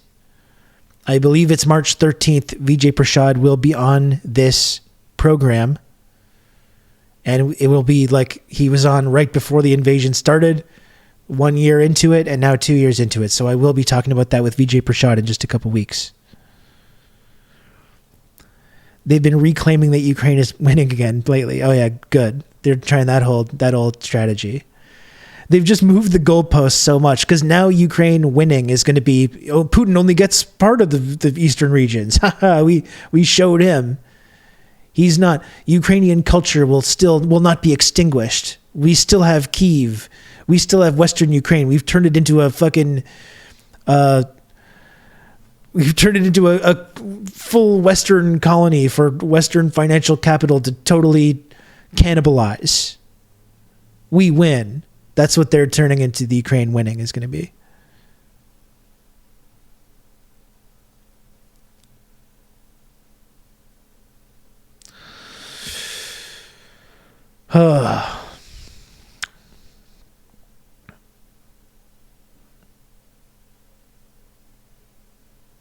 It's definitely something I'm going to have to go and revisit and start focusing on. Yeah, I mean, I've been saying it. The outcome of the Russia-Ukraine war was forgone the moment Russia invaded. It's just taken over 500,000 deaths to reach the inevitable conclusion. Yeah, and the same people that say we must continue to give Ukraine all the weapons that they need. Continue. No surrender. No surrender. Keep fighting. Keep dying. All this. Those are the people that love and care about Ukraine, and the people like me that are like, this must stop. There should be a settlement. There should be a ceasefire. There should be peace negotiations. We're the ones that hate Ukraine and want Ukrainians to die. So go figure that out. The real Ukrainian lovers are the ones that want it just to be an endless disaster zone. An endless disaster zone for where an endless fucking meat grinder where people just are just thrown into this fucking meat grinder for NATO, to support NATO. And destabilize our enemy, Russia, which has not even happened. They're not destabilized. They're more stable than they were previously. They're in a stronger position economically than they were previously. Every single goal of that entire operation has failed miserably.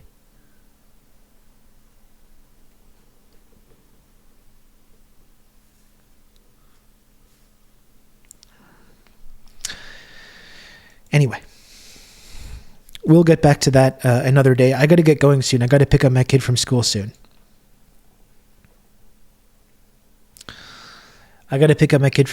Folks. I've been away a couple days.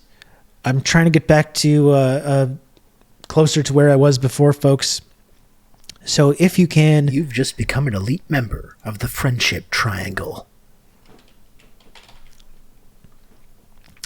If you can, if possible, please subscribe to TRRS like our friend M. Gauntlet just did. It would be really great because I only had 2 streams this week, I guess. It would be really fantastic to get to the sub goal today and tomorrow.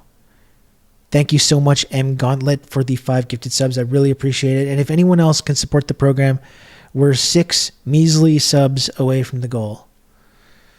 I've been, this has been I'm happy to be back here. A lot of this stuff I've really been looking forward to talking about. This has been a really good day of conversation. I've been ranting and raving a little bit. I hope you've appreciated it. I'm glad that we could talk about Aaron Bushnell. It's been something that's been really weighing very heavily on my mind the last couple of days. Like I said, I'm not ever going to forget Aaron. You can count on me. You're going to have good old Rob to talk you through all this.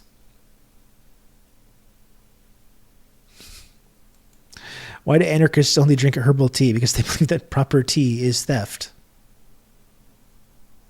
Very nice. Wait, hold on. You can count on me. You're going to have good old Rob to talk you through all this.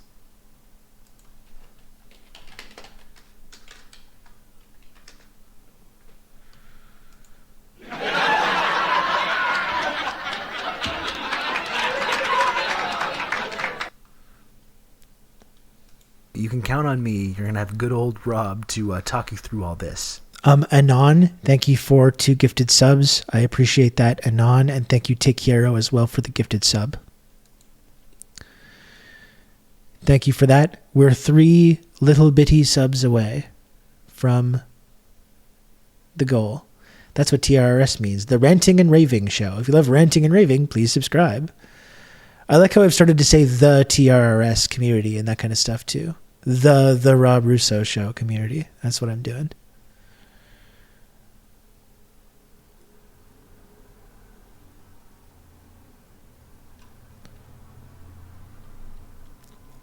What are you drinking in that thing? What are you referring to? What does that mean? What am I drinking? You can count on me. You're going to have good old Rob to talk you through all this. The Rob Russo show community. That's right. You can count on me. You're going to have good old Rob to talk you through all this. Thank you, Anon, again, and thank you, Kawabo12. Thank you. Oh, what am I drinking? I'm drinking a Rain Energy. It was it was probably the first bit that I did on this show was my Rain Energy sponsorship. So that's one of the first things. The first kind of ongoing bit that I did was being sponsored by Rain Energy, and I'm still carrying it strong today. And in fact, I drank this earlier, this new flavor, cherry limeade, and holy shit, it's so good. I think it's my new favorite flavor. Are you actually sponsored by them? I wasn't sponsored, but I did get sent on 2 occasions. I got sent like 6-7 cases of Rain. I wasn't like sponsored, but they did send me several cases of Rain. I had hundreds. I had hundreds of free Rain Energy drinks, which I drank every day on this stream for at least a year, the first year. And now they don't send me them anymore, which is a little upsetting. I would love a case of these, I'll tell you that. This is fantastic. I had free Rain all over the place. That's right. So that's it. When you see that alert, I'm drinking a Rain Energy. Rain, total body fuel. You can still, there's still a command. See?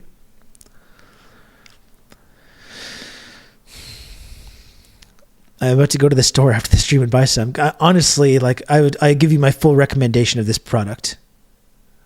I think they do a number of flavors that I enjoy, but this cherry limeade is fucking tremendous.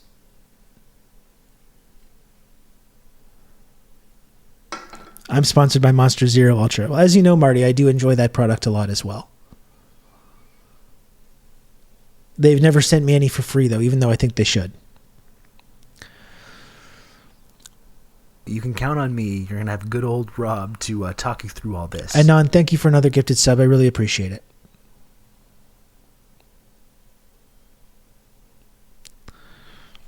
A command is like this. Hold on.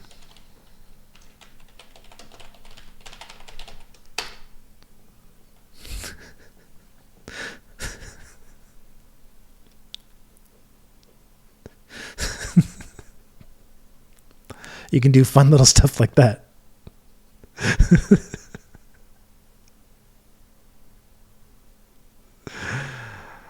Oh boy. Thank you, Anon, for the gifted sub. Thanks for supporting the show and getting me to the sub goal. Thank you, folks. Thank you for supporting TRRS. Really, I really appreciate it a lot. I really, really do. Will any Helldivers be on today? It's raining and I have nothing to do. I may be later this evening. We'll see. I'm a little bit busy leading up to there. I got a parent-teacher interview. I got a swimming lesson. I got other stuff going on. So I will try to do some Helldiving later, definitely. I hope to see you tomorrow as well, Kill Panic. We'll, every day. We do this stream every single day. Usually. This week, not so much, but Monday through Friday, noon Eastern, that's 1 a.m. Pyongyang time. And if there's anyone watching that wants to know what this community is about, before I go, I can just show this little video. If you're not familiar with what this community is and what kind of stuff that I do on here, I did make this quick explainer video that does explain what this community is about. So please pay attention to this before I get going. Thank you for expressing interest in the Friendship Triangle community. We would be thrilled to have you on board as a member of our exclusive platform. As you may know, the Friendship Triangle is Twitch's only two-dimensional, triangle-shaped, friendship access and trickle-down clout, tiered reward system. Today you have an amazing opportunity to join the base level of the Friendship Triangle system. Once you are part of the community, you'll have the ability to rise through the ranks and achieve higher levels of access and rewards. One way to do this is by gifting subscriptions to your fellow members or by inviting your friends and family members to join our community. As you ascend the tiers, you will be exposed to a range of new and exciting benefits, such as exclusive content, advanced features, and access to our elite community members. That's right, Strong Bad Emails, you're getting it already. You will enjoy all the perks that come with being part of the Friendship Triangle. However, this part's we also important. want to remind you that not all friends and family members are to be trusted, No. especially those who may not support your new lifestyle. This That's is why really we an important encourage you part. to focus on building meaningful relationships within our community, where you will find like-minded individuals who share your interests and values. If you have any questions or concerns, please don't hesitate to reach out to our team. We are always here to support our members and ensure that your experience with the Friendship Triangle is enjoyable. We're glad that you are considering joining the Friendship Triangle community. We look forward to seeing you rise through the Chaos Zone and all the way into the Elite tier. It's not a cult. There you go. See? It's pretty much all the information that you could possibly need is contained in that little explainer video. Yes, I have seen that powerful finger. I have seen the video of Alex Jones talking about TRRS, and sometimes he gets it right, you know? Sometimes he does. I really think Stalin should have got all of them.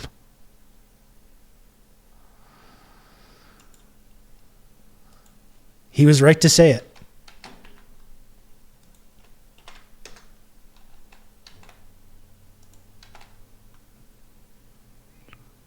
What is this? I think there's a lot of problems with the SNL and the way they kind of like uphold a certain sort of ruling class liberal ideology. This is genuinely something from newer SNL that has a little bit of teeth. The fact that they're going after Scientology like this, which is not a super popular thing to do, is in the video that it isn't a cult. So, you know, I'd hate to be one of those guys.